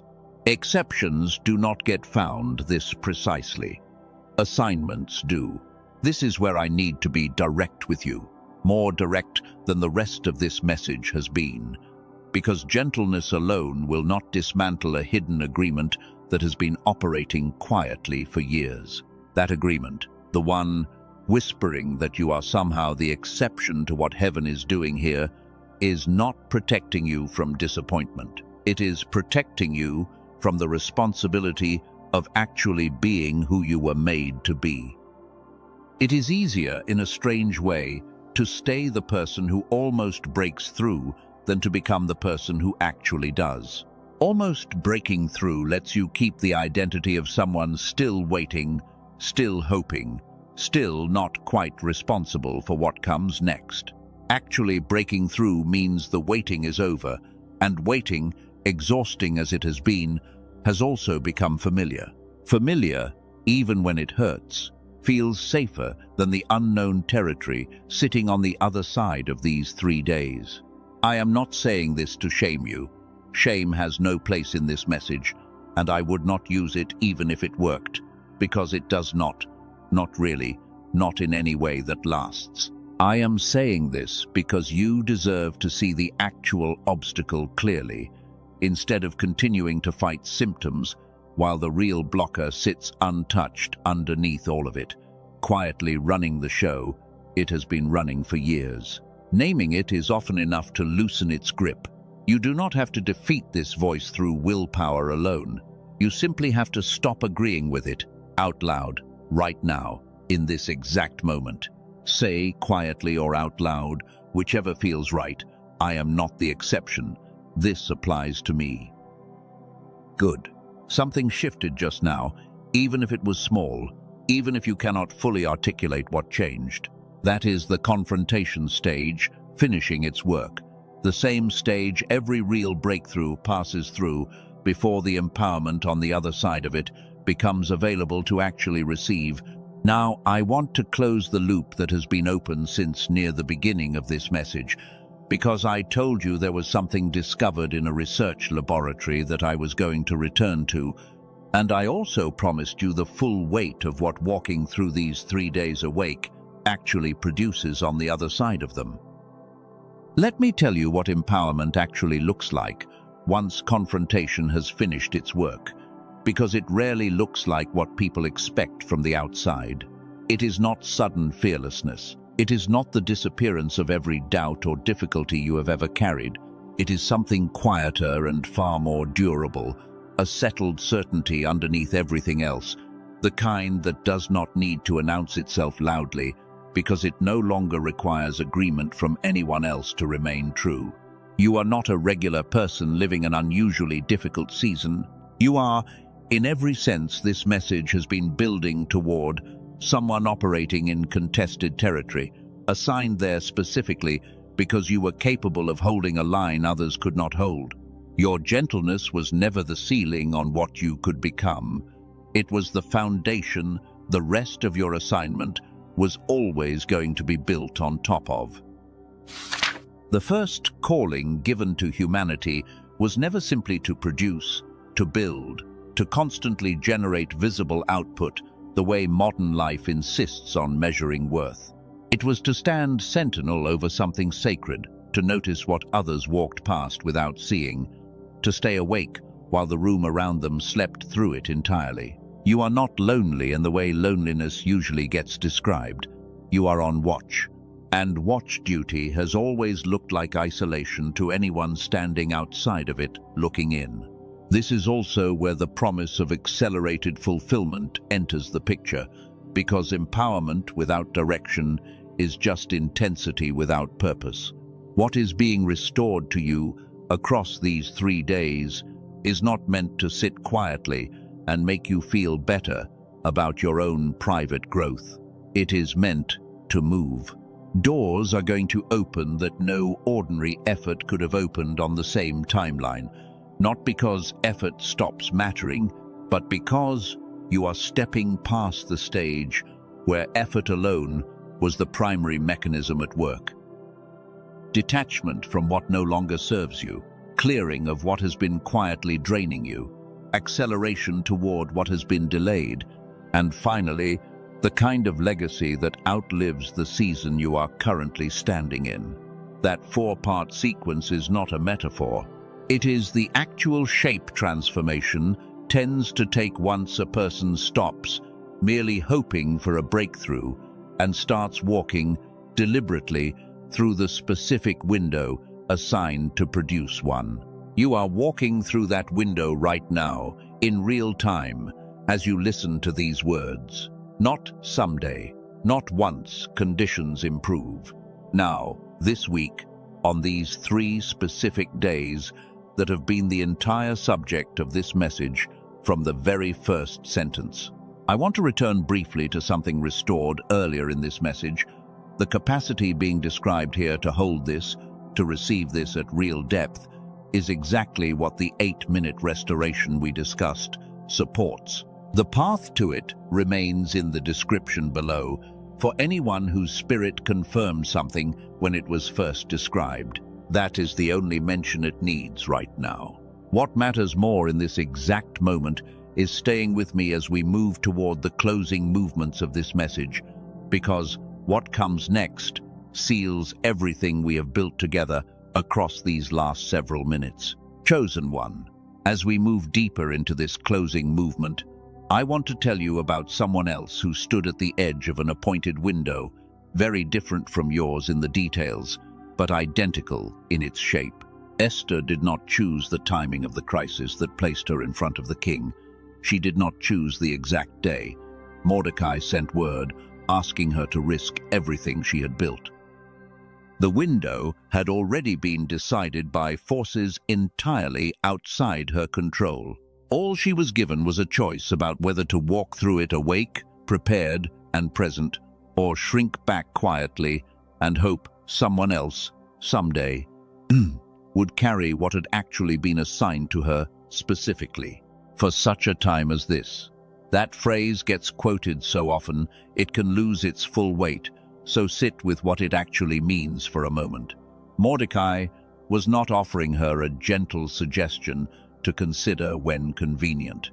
He was naming a convergence, the exact kind of convergence we have traced through your own last several weeks together in this message, and telling her plainly that her entire life up to that specific point had been arranging itself toward one window she could not reschedule to a more comfortable time. She said yes, not because she felt ready in the way people imagine readiness, calm, confident, free of fear. She said yes while still afraid, still uncertain of the outcome, still fully aware she might not survive, walking into that throne room uninvited. Courage was never the absence of fear in her story. It was walking forward with the fear fully present, refusing to let it make the final decision on her behalf. You are being asked for exactly that same kind of courage this week. Not the fearless kind that only exists in stories told after the fact, but the real kind, present and afraid and walking forward anyway, because the window in front of you will not wait for the fear to fully disappear before it closes. I want to bring this back to something practical for a moment, because inspiration without application tends to fade within a day or two. Fear is going to show up for you sometime between now and August 22nd, probably more than once.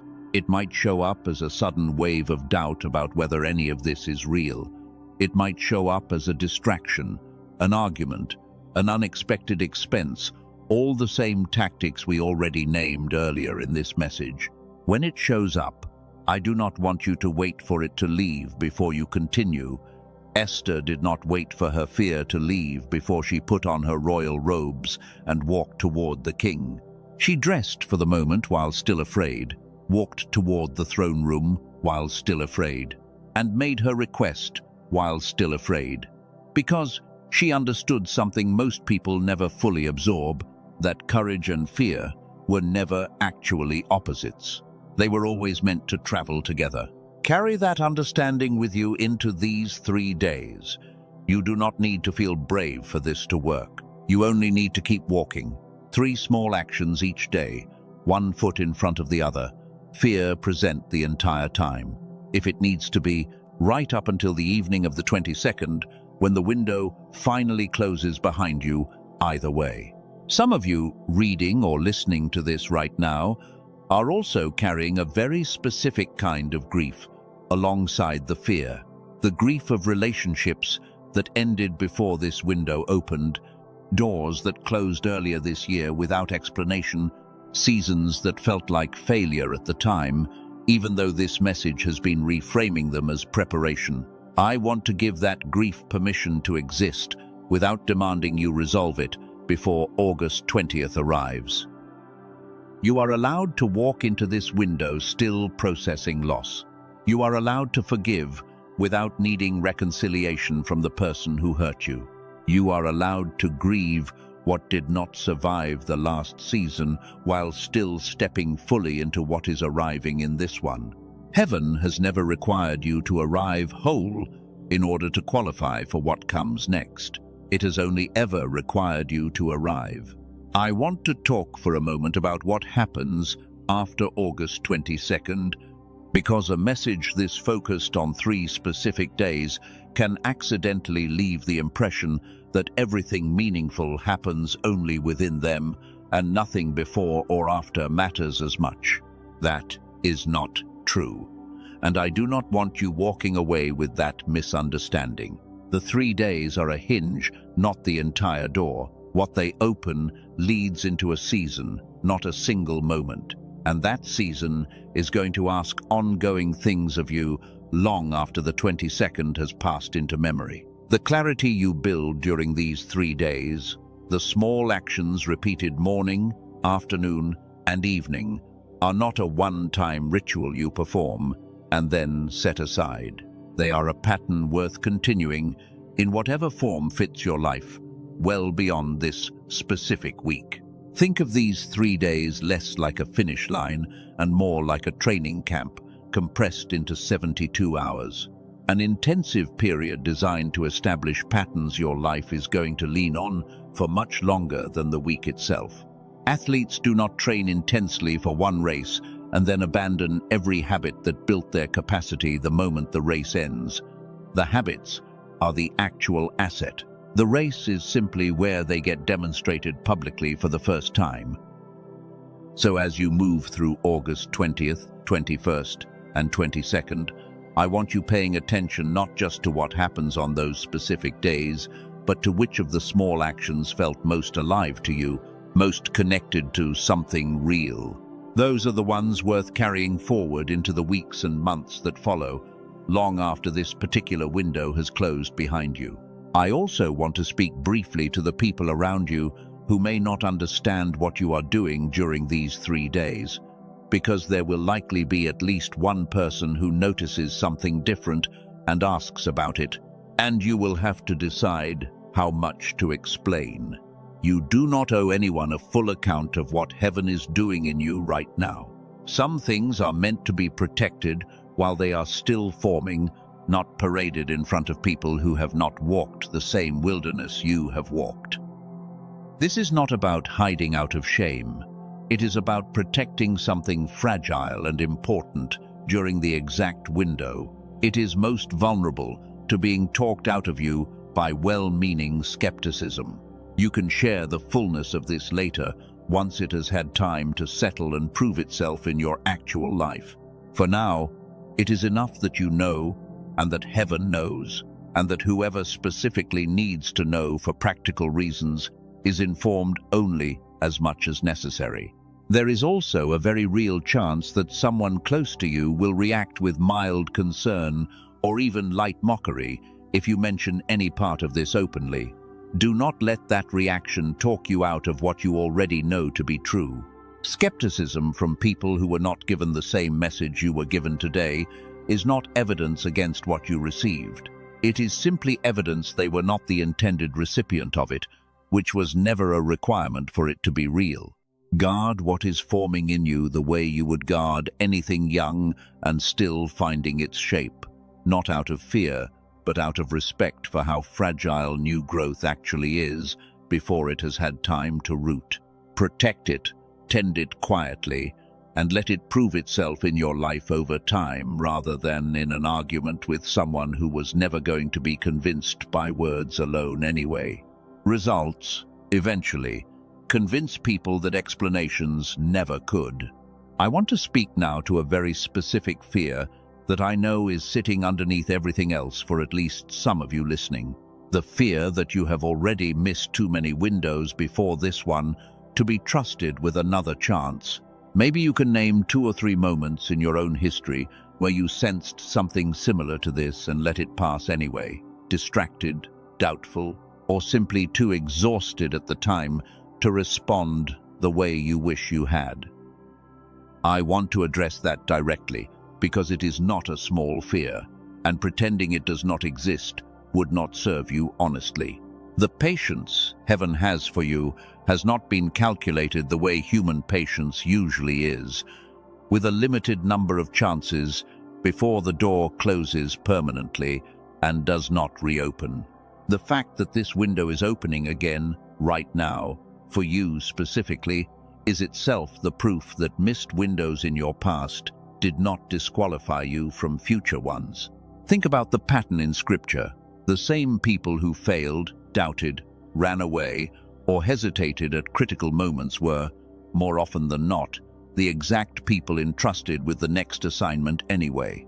Moses killed a man and fled into the wilderness for decades before he was ever given the burning bush. Peter denied knowing his own teacher 3 times in a single night and was still, only days later, handed leadership of what became an entire movement.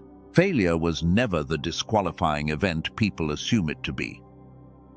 If you have missed windows before this one, that history does not follow you into this window as a debt still owed. It follows you into this window as proof that the memory heaven carries of you is not the same as your memory of yourself, and that difference matters more than you have probably given it credit for until this exact moment.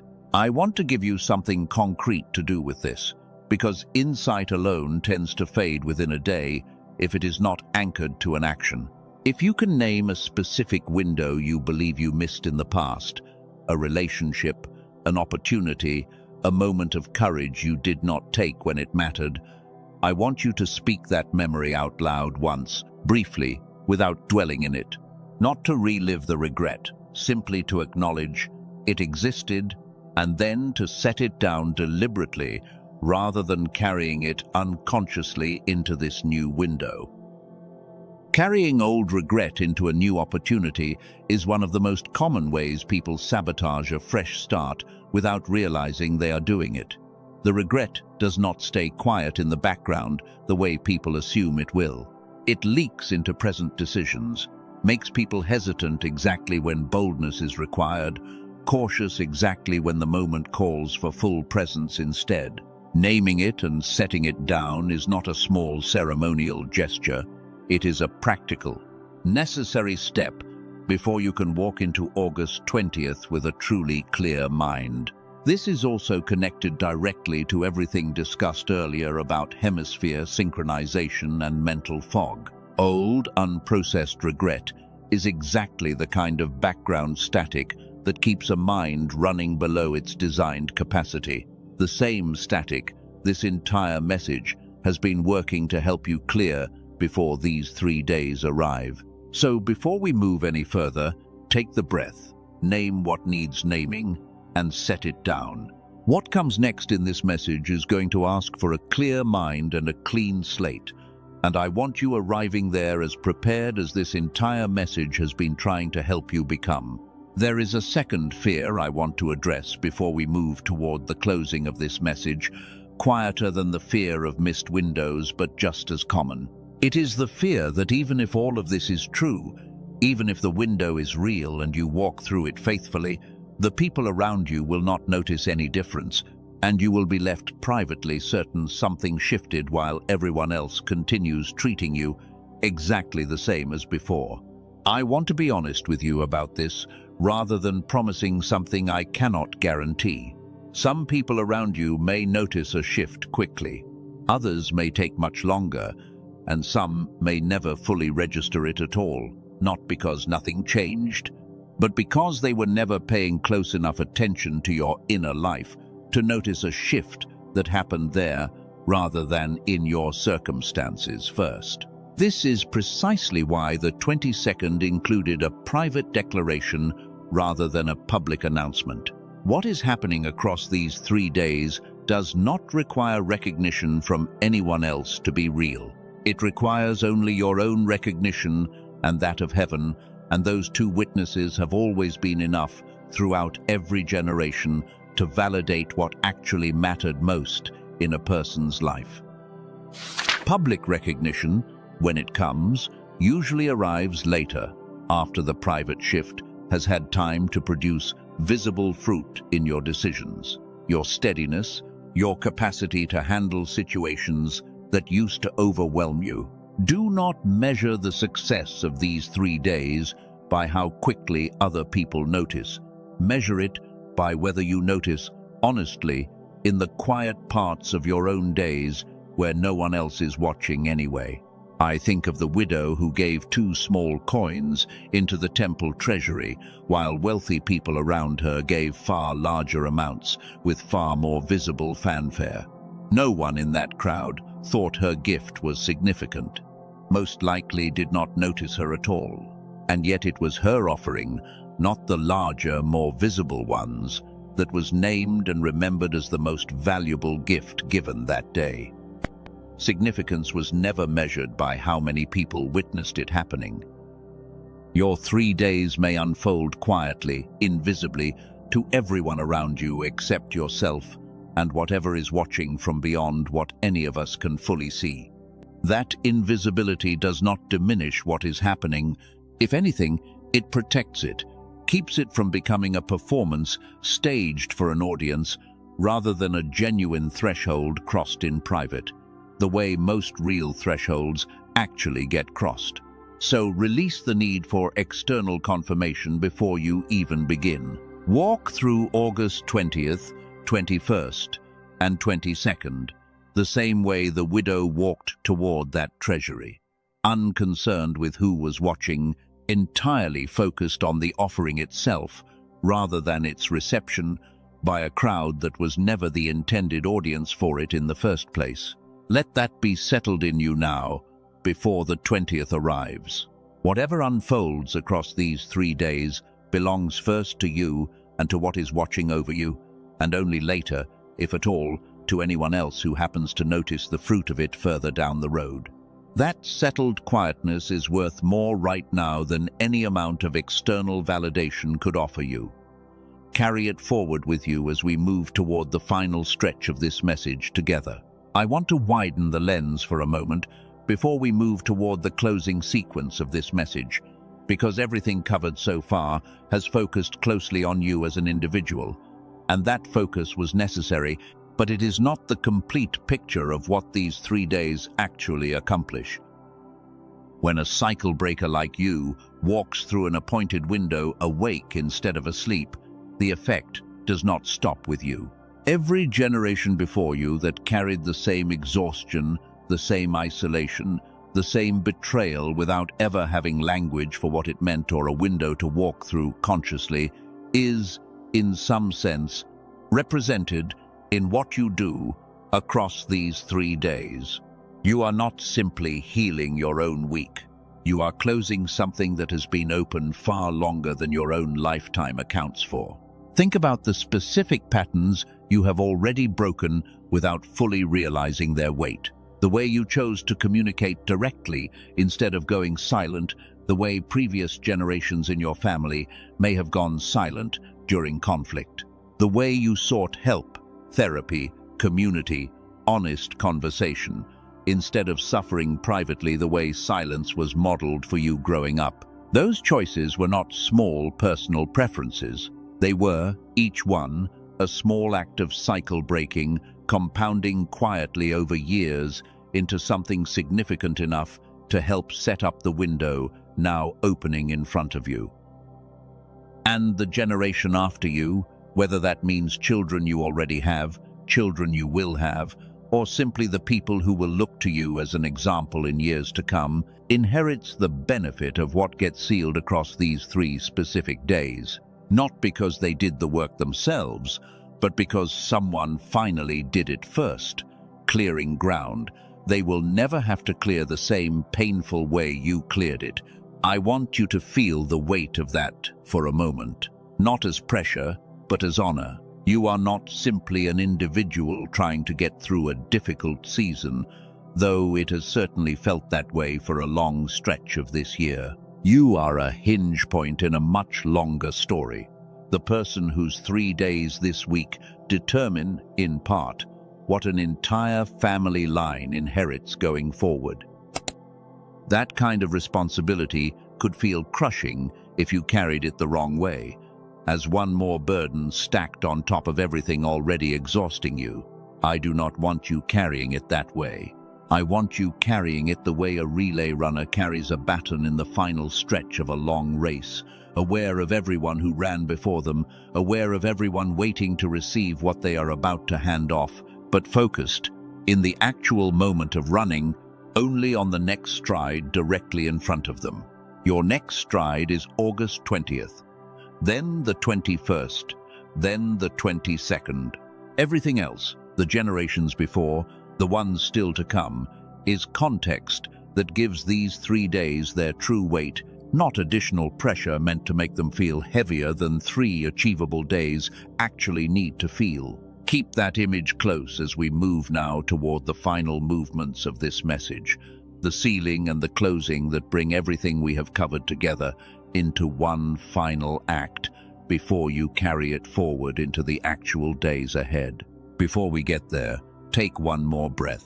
Let your shoulders drop if they have crept up toward your ears while you have been listening. This next stretch of the message deserves to land in a body that is not braced against it, but open to receive whatever it still has left to give you.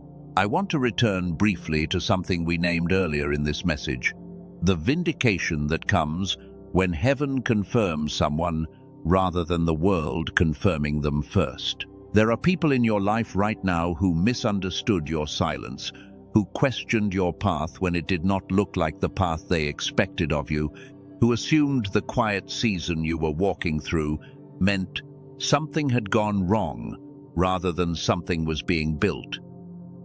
What is coming this week is not designed to prove them wrong through spectacle, through some dramatic public reversal that forces them to admit they misjudged you. It rarely works that way, and chasing that kind of vindication tends to keep a person tethered to the very people and opinions they most need to release. Real vindication is quieter than that, and stranger. It looks like simply becoming, steadily and without needing an audience, the person those doubts said you could never become, not by proving them wrong directly, by proving heaven right, quietly, over time, in a way that eventually speaks for itself, without requiring you to argue your case to anyone who was never going to be convinced by argument in the first place. I want you to release, right now, any lingering need to be understood by people who misread this season in you. That release is part of what these 3 days are asking of you, not because those people do not matter, but because carrying the weight of their misunderstanding into a window, this important will only slow down what is trying to move through you. I think of David again here, specifically the years after he was anointed, but before he was crowned, when his own family had already dismissed him as the least likely of his brothers to matter. He was not even called in from the fields when the prophet first arrived to anoint one of the sons of Jesse. Someone had to be sent to retrieve him separately, an afterthought, barely considered worth including in the initial gathering. That dismissal followed him for years afterward. Even after the anointing, even after Goliath, members of his own family and his own nation continued underestimating him, continued questioning his readiness, continued treating him as the boy who tended sheep rather than the king he had already been named to become. He did not spend those years arguing his case to convince them. He spent those years becoming, quietly, in caves and wilderness, the person the anointing had already declared him to be. By the time the crown actually arrived, the argument had already resolved itself, not through his persuasion, but through the simple, undeniable weight of who he had become in the meantime. That is the pattern I want you walking into these 3 days holding on to. Let becoming do the work that arguing never could. Whoever in your life underestimated this season in you, let them keep their opinion for now. It will not matter nearly as much a year from now as it feels like it matters today, and you have far better use for your attention this week than spending it trying to change a mind that was never going to change through explanation alone. Let this settle fully before we move forward. Becoming is the work. Everything else, every doubt anyone else has ever spoken over you, will resolve itself in time, the same way it always has for everyone who chose to keep walking instead of stopping to argue. Now, before we move into the sealing sequence, I want to return one final time to that question I asked you to hold at the very beginning of the middle section of this message. The one about what happens when a mind operates the way it was designed to operate. We have covered a great deal of ground since then, and I want to draw the thread all the way through before we close it completely. Everything discussed about hemisphere synchronization, about what was restored through it, connects directly to your ability to actually receive what these 3 days are offering, rather than simply hearing about it intellectually and then losing the thread within a week. A foggy mind forgets. A clear mind retains, integrates, and continues acting on what it received long after the initial emotional intensity of hearing it has faded into ordinary daily life. And this is where the question from earlier in this message matters most. The capacity being described here, the capacity to hold this, to receive this at real depth, is restorable. The path is in the description below for those whose spirit confirmed it when it was first described. That is the final word on it. What follows now belongs entirely to the sealing. I want to acknowledge, honestly, that not everyone listening to this message is going to take that path, and that is genuinely all right. This message was never designed to pressure you into a purchase you are not ready to make. It was designed to make sure you walked into August 20th, 21st, and 22nd with your eyes open, informed about every piece of what could support you through it, free to choose which pieces you actually want to carry forward. Whether or not you decide anything about what was described earlier, the 3 days themselves remain exactly as urgent, exactly as real, and exactly as worth your full presence as they were before this message ever mentioned a laboratory in New York. The spiritual instruction was always the center of this message. Everything else has simply been support offered alongside it, available if it serves you, entirely optional if it does not. So set that decision aside for now if you need to. It does not have to be made today, this hour, or even this week. What does need your attention today is simply staying present for what comes next, because the sealing sequence we are about to move into does not wait for decisions about anything external to it. It only asks for you, exactly as you are, right now, in this exact moment. That is the final word on anything external to this message. What follows now belongs entirely to the sealing, the closing act of everything we have built together across these last several minutes. Before we move there, I want to give you one last piece of practical grounding, because the sealing sequence works best when you are not scrambling to remember details in the moment. Here is a simple way to hold everything this message has covered, in case you want to return to it later without replaying the entire thing from the beginning. 3 days. August 20th, the opening. August 21st, the deepening. August 22nd, the sealing. Each day carries 3 small actions. morning, afternoon, and evening, none of them requiring anything beyond attention and a small amount of courage. Write them down if that helps you remember. Set a reminder on your phone if that helps you remember. There is no wrong way to keep track of this. Only the difference between remembering and forgetting is exactly what the delay strategy we named earlier is hoping happens to you sometime between now and the 20th. Do not let it. Whatever method works best for the way your mind holds onto information, use it starting today.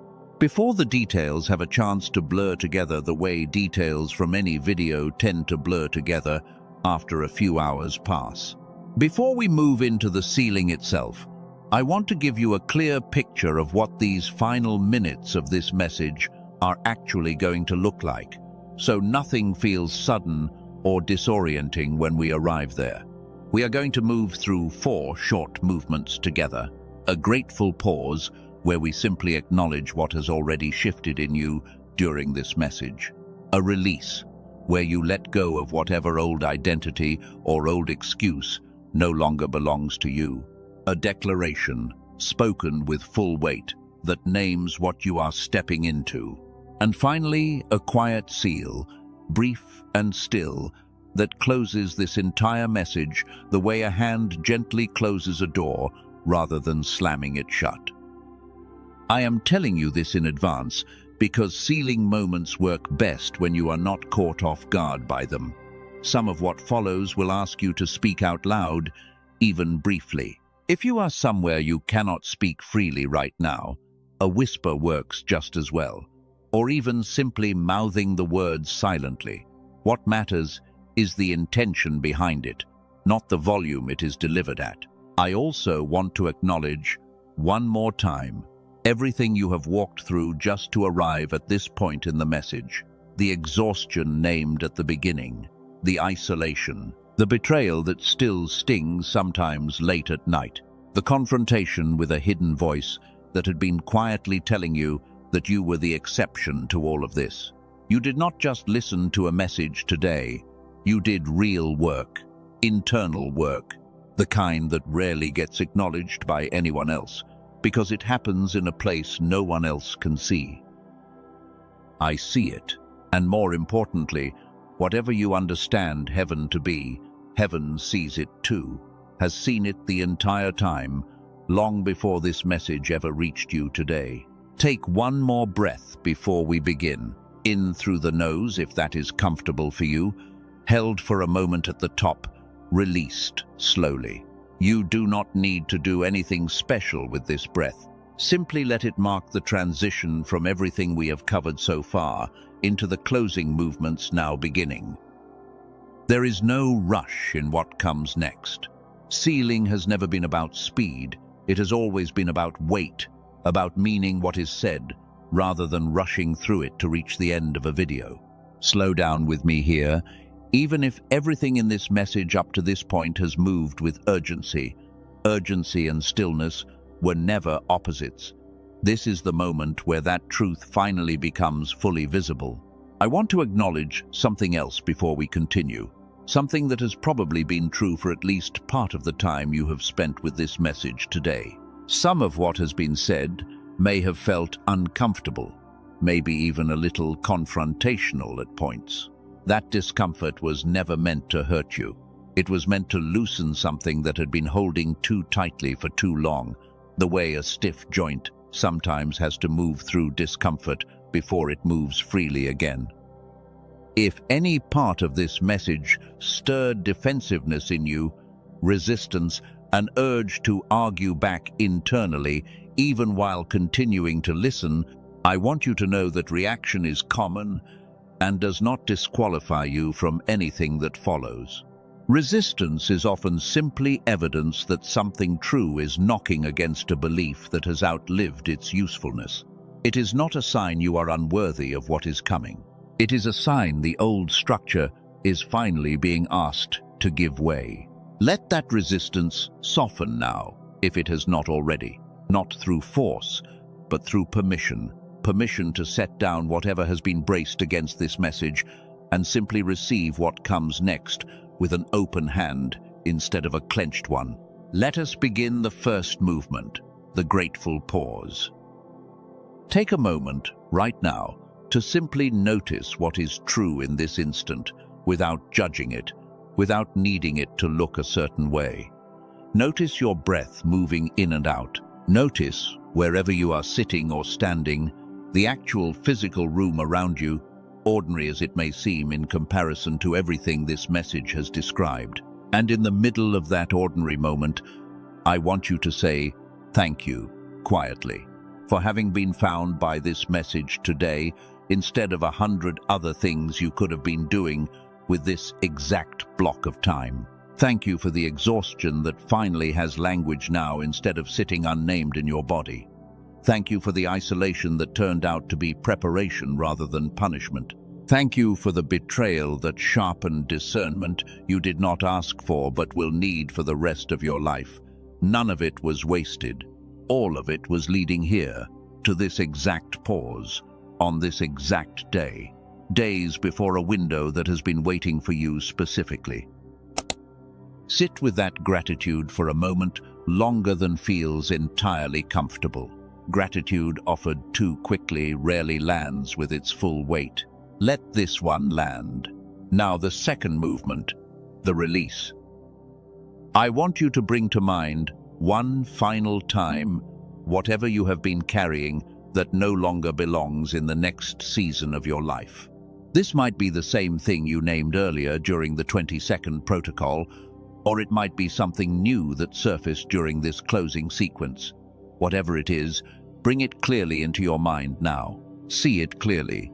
Name it honestly, even if only to yourself, and then, deliberately, set it down. Not by pretending it never happened, not by forcing yourself to forget it, but by consciously choosing to stop carrying it forward into the 3 days ahead of you. Carrying is a choice, even when it does not feel like one, and you have carried this particular weight long enough. If it helps, physically open your hands right now, palms up, as a small outward gesture matching the inward release happening in this moment. There is no requirement to do this dramatically or perfectly. The intention behind the gesture matters far more than its precision. Say, quietly or aloud, I release what was never mine to carry forward. I release the version of me that believed I was the exception to what heaven is doing. I release it now completely, and I do not pick it back up on the other side of this pause. Let that release settle for a moment before we continue. Notice, if you can, the small difference between how you felt holding that weight and how you feel now, having set it down. Even if the difference is subtle rather than dramatic, subtle is still real. Subtle is often how the most lasting shifts actually announce themselves. These two movements, gratitude and release, form the foundation everything else in the ceiling rests on. You cannot build a declaration on top of a foundation still cluttered with unprocessed weight. That is why they come first, before the words that follow carry their full intended force. Stay in this quiet a moment longer before we move to the declaration. There is no need to rush toward the next movement.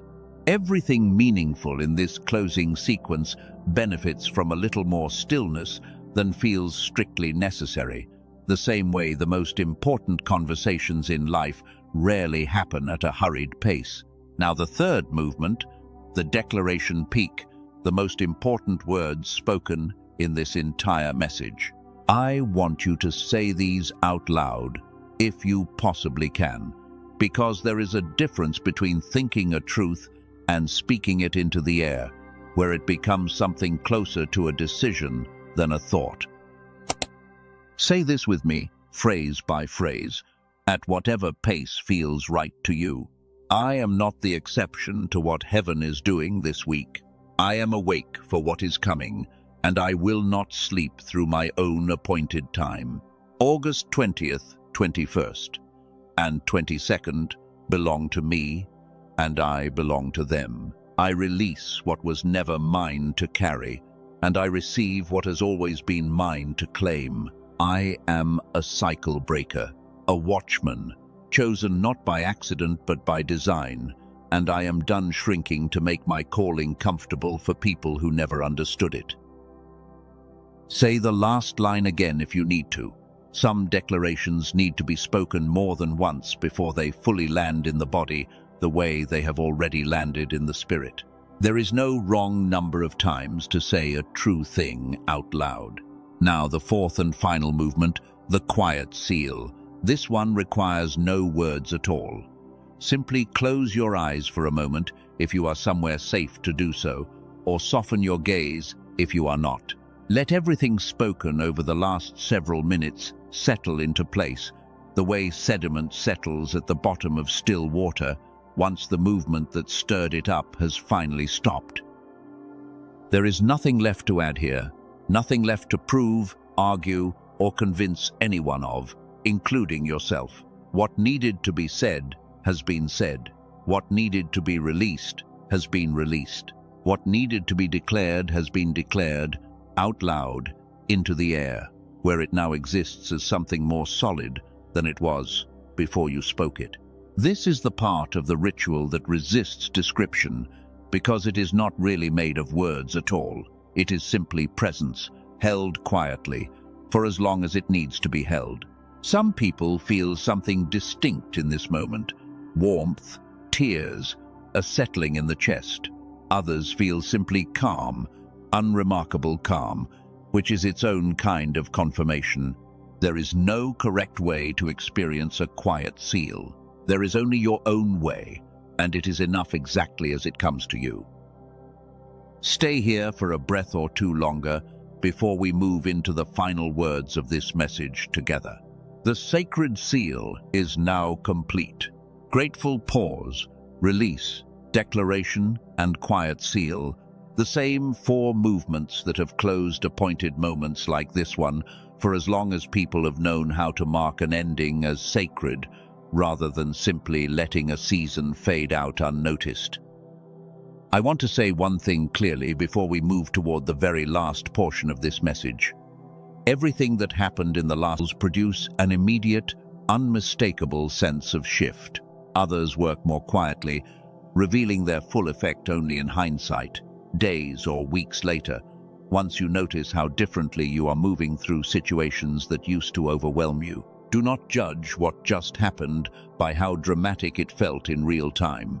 Judge it, eventually, by what it produces in your actual life over the coming weeks, which is a far more honest measure than any feeling could offer you in this exact instant. With the sealing complete, there is only a little more left before this message closes fully. Stay with me for a few more minutes. If you are honest with yourself in this exact moment, there is something you already know about what you are supposed to do next. Not generally, specifically. Something that has been waiting quietly in the back of your mind since somewhere around the middle of this message. I am not going to pretend I know exactly what that something is for you individually, but I trust that you know, and I trust that the sealing we just moved through has made it clearer rather than more confused. Whatever that specific next step is, I want to encourage you toward it plainly, without softening the encouragement into something vague enough to be comfortable. If what was described earlier in this message, the 8-minute restoration built by Dr. Barone and his team, is what you are meant to take action on today, the link is in the description below and in the pinned comment attached to this video. Go there before you close this message entirely. Let the clarity of this exact moment carry you toward the action that clarity has been quietly pointing you toward this whole time. 18,000 people made that choice before you, not eventually, after months of deliberation. Now, in a moment very much like this one, right after a message very much like the one you just finished hearing. If that is you, do not let this exact window of clarity close before you act on what it already showed you plainly. I want to be clear about something before we move any further.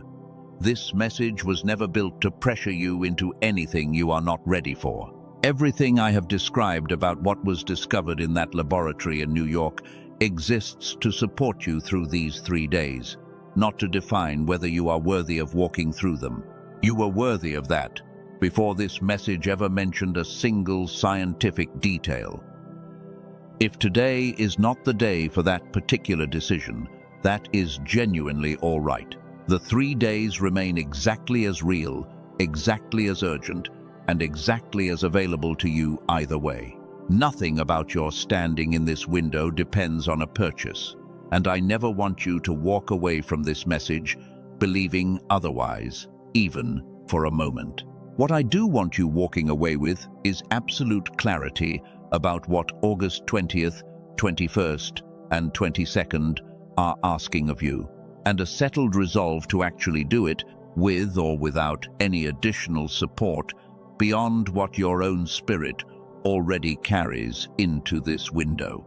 Before we move into the final closing of this message, I want to ask something small of you, not for me, but for whoever else out there is standing exactly where you were standing at the beginning of this video, exhausted, isolated, and unaware that a window like this one was even approaching. If any part of this message resonated with you, take a moment right now to like it. Not for the channel, not for an algorithm, but because doing so helps this exact message reach another chosen one who is scrolling right now, distracted, half asleep, to what is coming for them, the same way you almost were before this message found you.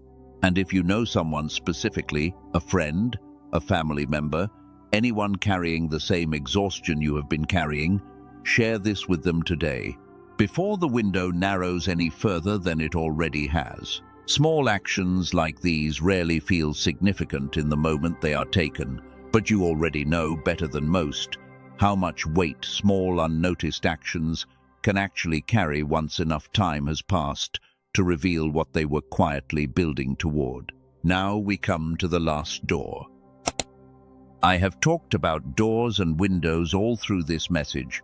The window opening on August 20th, the door closing behind you on the evening of the 22nd, the threshold. Esther walked through afraid but willing. There is one more door I have not returned to since I first named it, and I want to close that loop before we finish together. Earlier in this message, I told you about a receiver, foggy and under-synchronized, standing between you and the full reception of everything heaven has arranged for this window. That door has not moved since I first described it. It has been sitting quietly in the background of everything else we have covered, waiting, patient, exactly where I left it. And everything that was waiting behind it, the genius switch, the 8-minute restoration built by Dr. Barone and his team, the same one that helped a woman from California feel a blocked channel open again, and a man from Texas wake up running on all of what his mind was supposed to run on, is exactly what it was when I first described it earlier in this message.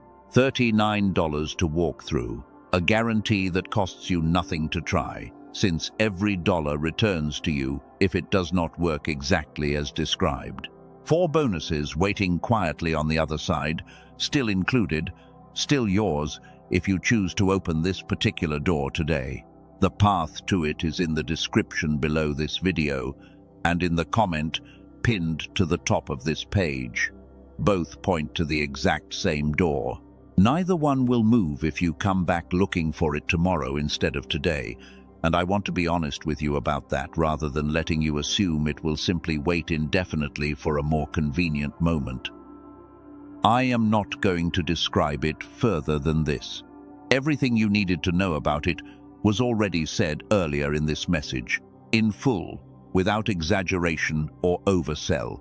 This is simply the last door being named one final time, the way a host names the exit clearly before guests leave, not to pressure anyone toward it, but so no one wonders later whether it was ever mentioned clearly enough to notice. With that fully said, I want to turn away from it completely now and give the rest of this message entirely back to what actually matters most, which was never a door in a description box, but the 3 days waiting for you starting this week. 3 days, August 20th, the opening, August 21st, the deepening, August 22nd, the sealing. Each one carrying its own 3 small actions, morning, afternoon, and evening, none of them requiring anything beyond attention and a small, achievable amount of courage. That is the actual center of this entire message, and I want it to be the last thing sitting clearly in your mind as we move toward the final words. You arrived at this video carrying exhaustion you could not fully explain, isolation you could not fully justify, and a fog that made even simple decisions feel heavier than they should have. You are leaving it, if you have stayed with me through all of this, carrying language for what that exhaustion actually was, permission to release what no longer belongs to you, and a clear, specific instruction for the 3 days standing directly in front of you now. That is not a small transformation for the length of a single message. Very few things you will encounter this week are going to ask this much of your attention and give this much back in return. I am grateful you stayed for all of it, every uncomfortable part, every confrontational moment, every quiet pause, because staying was never guaranteed, and you did it anyway. I want to speak a blessing over you now, before we close completely, because that is how messages like this one have always ended, not with information, but with a benediction spoken over the person who stayed to receive it. May the exhaustion that brought you here today become the exact strength you carry into August 20th. May the isolation that felt like punishment reveal itself in time as the preparation it always actually was. May the betrayal that still stings soften slowly into the discernment that protects you for the rest of your life, without ever hardening into bitterness along the way. May you wake on the morning of the 20th clear-headed and present, not foggy, not distracted, fully able to receive whatever this window has been arranged specifically to hand you. May the 21st find you still walking, even when nothing dramatic is happening to carry you forward, especially when nothing dramatic is happening to carry you forward. And may the evening of the 22nd find you sealed, certain, and unmistakably changed in ways that continue revealing themselves for months after this specific week has become a memory. May the people who misunderstood this season in you eventually understand it, not because you argued your case, but because becoming finally finished the argument on its own. And may every generation behind you inherit ground you cleared this week, that they will never have to clear the same painful way you cleared it. May your rest, when you finally get real rest again, no longer feel like collapse, but like the earned stillness of someone who stood watch faithfully and is finally being relieved of a shift that ran longer than it should have. May your discernment stop feeling like a burden and start feeling like the gift it always was, sharp without being exhausting, protective without isolating you from the people who actually deserve your presence. May every closed door from this past year reveal, in time, exactly what it was clearing space for. May every prayer that felt unanswered turn out to have been answered in a form you could not recognize until this exact window made the shape of the answer visible. And may you never again mistake a season of silence for a season of abandonment, because you now carry language for what that silence actually was. This blessing is not conditional on anything you do or do not decide about anything mentioned earlier in this message.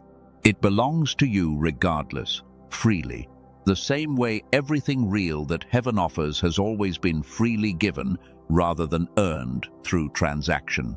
Receive it now, fully, the way you would receive something handed to you with both hands rather than tossed carelessly from a distance. This blessing was spoken over you specifically, not over a general audience, not over anyone else who happens to be listening to this at some other point in time. Over you, today, in this exact moment, before these 3 days arrive. Let it settle now, fully, before we move into the very last words of this message together. There is not much left to say. What remains is short, quiet, and final. Breathe once more with me here. In, slowly, out, even slower. Let this blessing finish settling into whatever part of you has been holding its breath through most of this message, waiting to finally be told it was safe to exhale. And then it is August 23rd. The window is closed. The door from this message is shut quietly, the same way it opened, without needing an announcement to make it real. But what shifted in you across these 3 days does not close with it. It remains, the way every real threshold you have ever crossed has remained part of you long after the specific day of crossing it faded into the past. You will not wake up on the 23rd and find the exhaustion instantly gone, the fog instantly cleared, every relationship instantly repaired. That was never the promise, and I do not want to leave you with a false expectation shaped that way.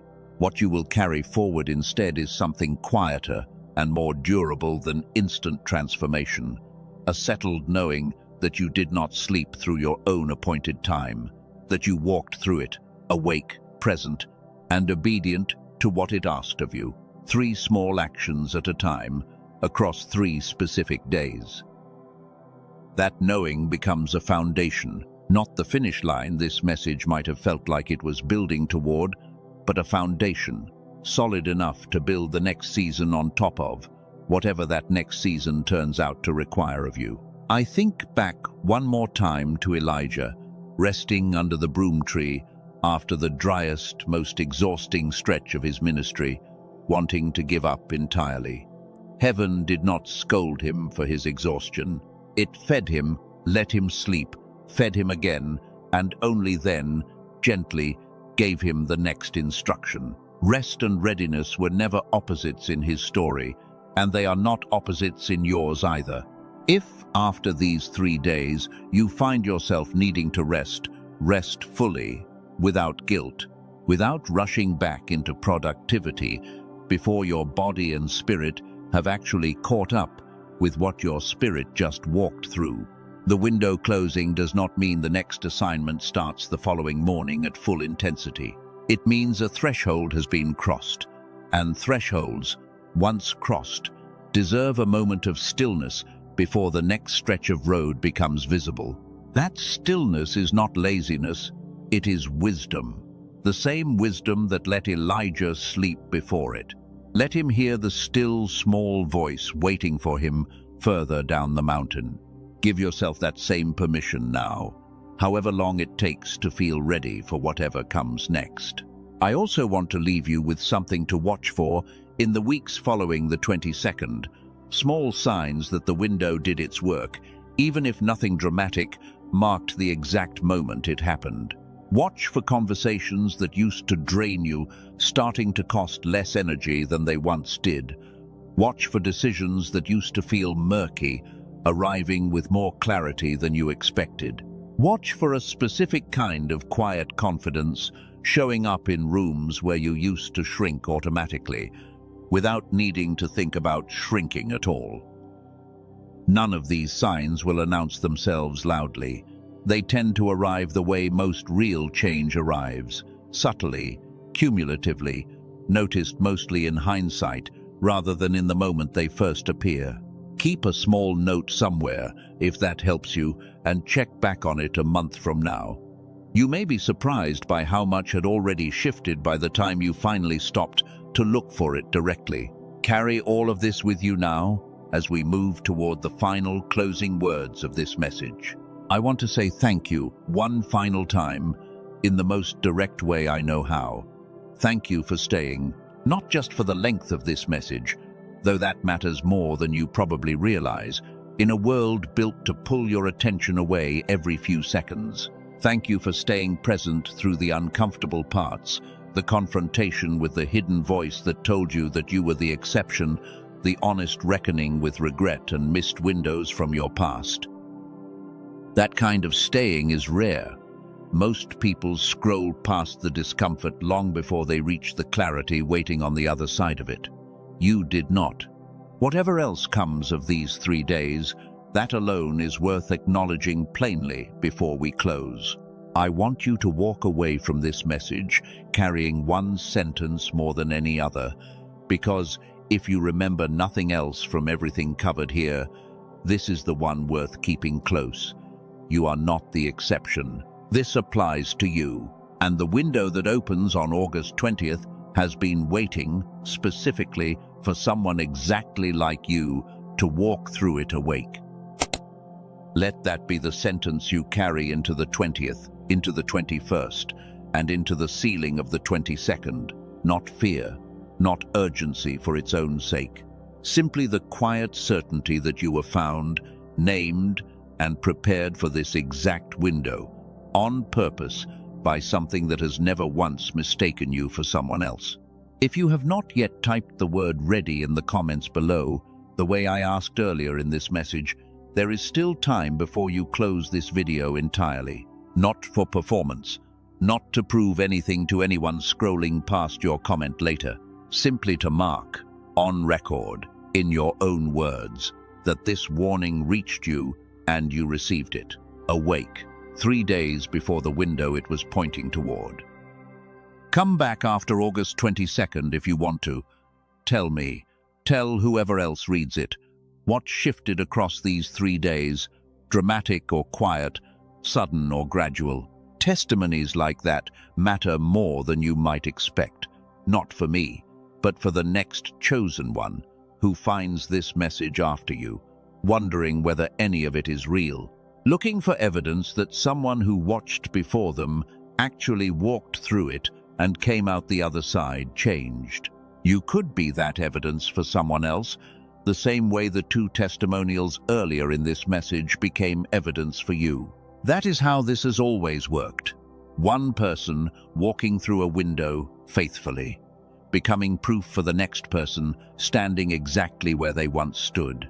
We are nearly at the end now. A few final words remain, quieter than everything before them, the way every real ending tends to grow quieter rather than louder as it approaches. Stay with me for just a little longer. I want to leave you with one final image before the closing prayer, because images tend to stay with people longer than instructions do. Picture a lighthouse, standing alone on a stretch of coast. Most ships never notice on an ordinary night, doing nothing dramatic, simply turning its light in slow, steady circles, faithful whether or not anyone happens to be watching from the water. That is what standing watch has actually looked like for you this entire season, whether you recognized it or not. Quiet, unglamorous, easy to overlook from the outside. But on the one night it actually matters, the night a ship needs exactly that steady, faithful light to find its way safely through. Nothing else in the entire harbor matters more. You are that lighthouse. You have been that lighthouse longer than this message has had time to fully describe. And these 3 days, August 20th, 21st, and 22nd, are the night the light you have been faithfully keeping finally matters in a way the rest of the world can see. Let us close in prayer, if you are willing to receive it that way, and if that language does not fit your own tradition, simply receive it as a closing declaration spoken with the same weight prayer has always carried. Heaven, thank you for finding this chosen one today, days before a window that has been waiting for them, specifically since before they were born. Thank you for the exhaustion that finally found language, for the isolation that revealed itself as preparation, for the betrayal that sharpened discernment instead of destroying trust completely. We ask that August 20th find them awake, present, and unafraid to begin. We ask that August 21st find them still walking, even when nothing dramatic marks the day, especially when nothing dramatic marks the day. We ask that August 22nd seal what these 3 days have been building, quietly or dramatically, in whatever form serves them best. Let the doubt that tried to convince them they were the exception lose its grip completely. Let the delay strategy that worked against their attention this week fail the same way it has already failed, simply by them staying until this exact sentence. Let every closed door from this past season reveal what it was clearing space for. Let every silent prayer that felt unanswered turn out to have been answered in a form finally visible now. And let this chosen one walk forward from this message carrying not fear, but certainty, not urgency for its own sake, but settled, quiet confidence that they were seen, named, and prepared on purpose for exactly this window. Amen. If that word carries weight for you, type it now in the comments or speak it quietly wherever you are. Not as a performance for anyone else reading later, but as your own signature on everything spoken across the last several minutes, the same way a signature makes an agreement real rather than simply implied. I want to add one more layer to this closing before the very final words, because prayer alone, without practical follow-through, tends to fade by the time ordinary life resumes tomorrow morning. So, here is the bridge between what was just prayed and what actually happens next. Tonight, before you sleep, write the date, August 20th. Somewhere you will see it, first thing tomorrow. A note on your mirror, a reminder on your phone. Whatever method actually works for how your mind holds onto things that matter, that small, unglamorous action is how a prayer this significant survives contact with an ordinary Tuesday. Grand intentions dissolve constantly in the gap between inspiration and follow-through. Do not let that happen to this one. You have come too far across this message to lose the thread now to something as small as forgetting. One last practical note before we move into the final quiet close of this message. If you are watching this before August 20th has arrived, you have exactly the amount of time you need, no more, no less. If you are somehow watching this after the 20th has already passed, do not panic and do not assume you missed everything. Begin wherever you are in the sequence, today, with whichever day among the three still applies, and trust that heaven meets people exactly where they actually are, rather than where a perfect timeline would have preferred them to be. There is no version of this where you are too late, as long as you are still breathing and still willing to walk forward awake. That has always been the only requirement. We are at the very end now. Everything that needed to be said has been said.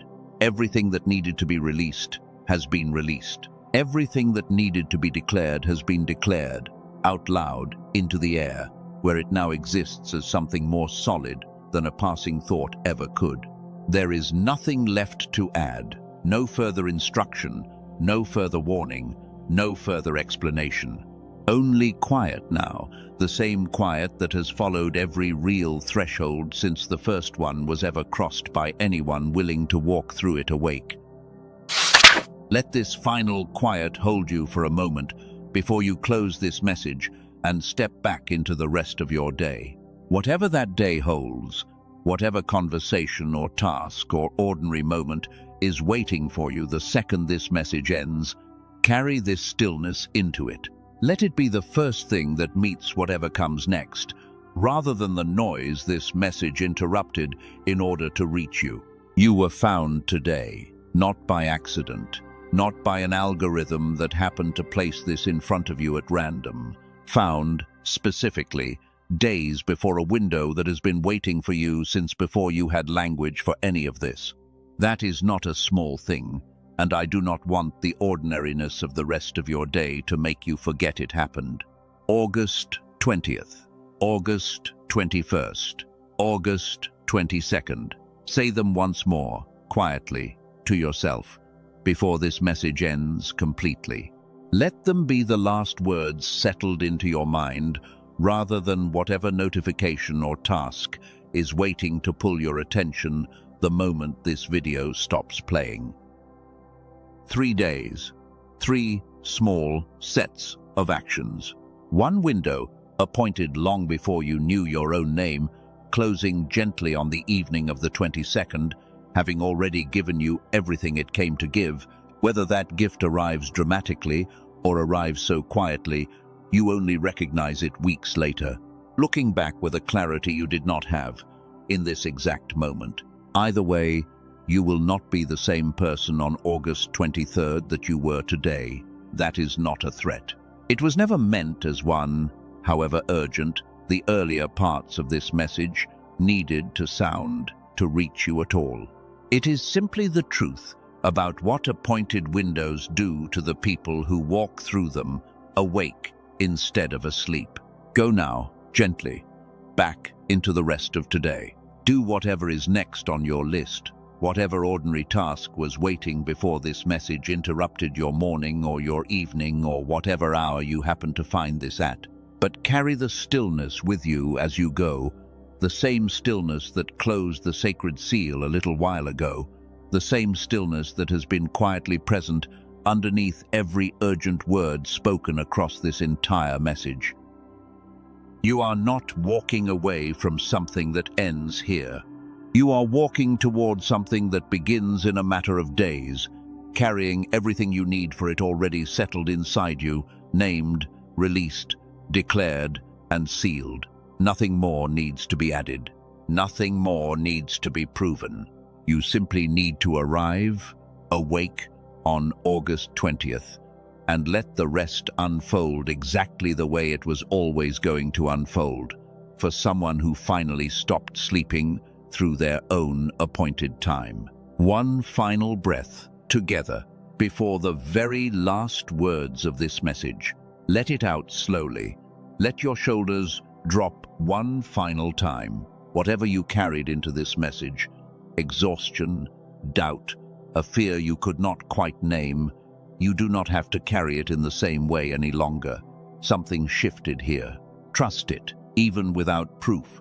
The same way every real threshold has always asked to be trusted before the evidence catches up to confirm it. Chosen one. That is where this message began, and it is where I want to end it too, because the word has meant something different by the time it reaches you here than it did in the very first second of this video. Then, it was a warning, urgent, insistent, designed to stop you from scrolling past something that mattered. Now, having walked through everything this message has covered together, I hope it lands as something closer to what it was always actually meant to be. Not a warning, a name. Your name, spoken plainly, over the exact life you are actually living. Exhaustion and all, isolation and all, betrayal and all. August 20th is coming. August 21st is coming. August 22nd is coming. Nothing about that has changed since the first sentence of this message.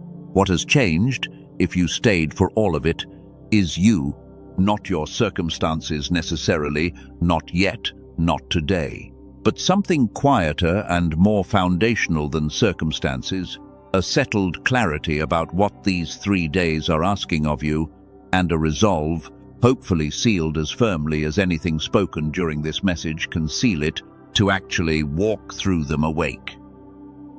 I will not pretend to know exactly what unfolds for you across these specific 3 days.